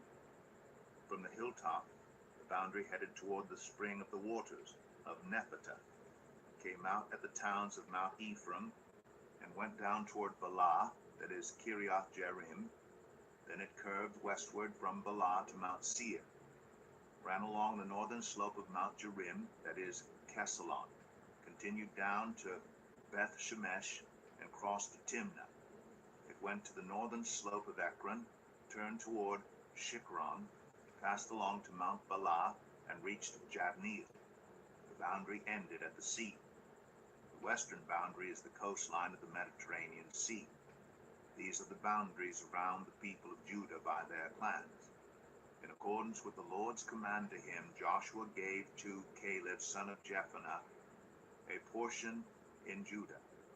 Kiriath Arba, that is Hebron. Arba was the forefather of Anak. From Hebron, Caleb drove out the 3 Anakites, Sheshai, Ahiman, and Talmai, sons of Anak. From there he marched against the people living in Debir, formerly called Kiriath Sepher. And Caleb said, I will give my daughter Aksah in marriage to the man who attacks and captures Kiriath Sepher. Othniel, son of Kenaz, Caleb's brother, took it. So Caleb gave his daughter Aksah to him in marriage. One day, when she came to Othniel, she urged him to ask her father for a field. When she got off her donkey, Caleb asked her, What can I do for you? She replied, Do me a special favor. Since you have given me land in the Negev, give me also springs of water. So Caleb gave her the upper and lower springs. This is the inheritance of the tribe of Judah according to its clans.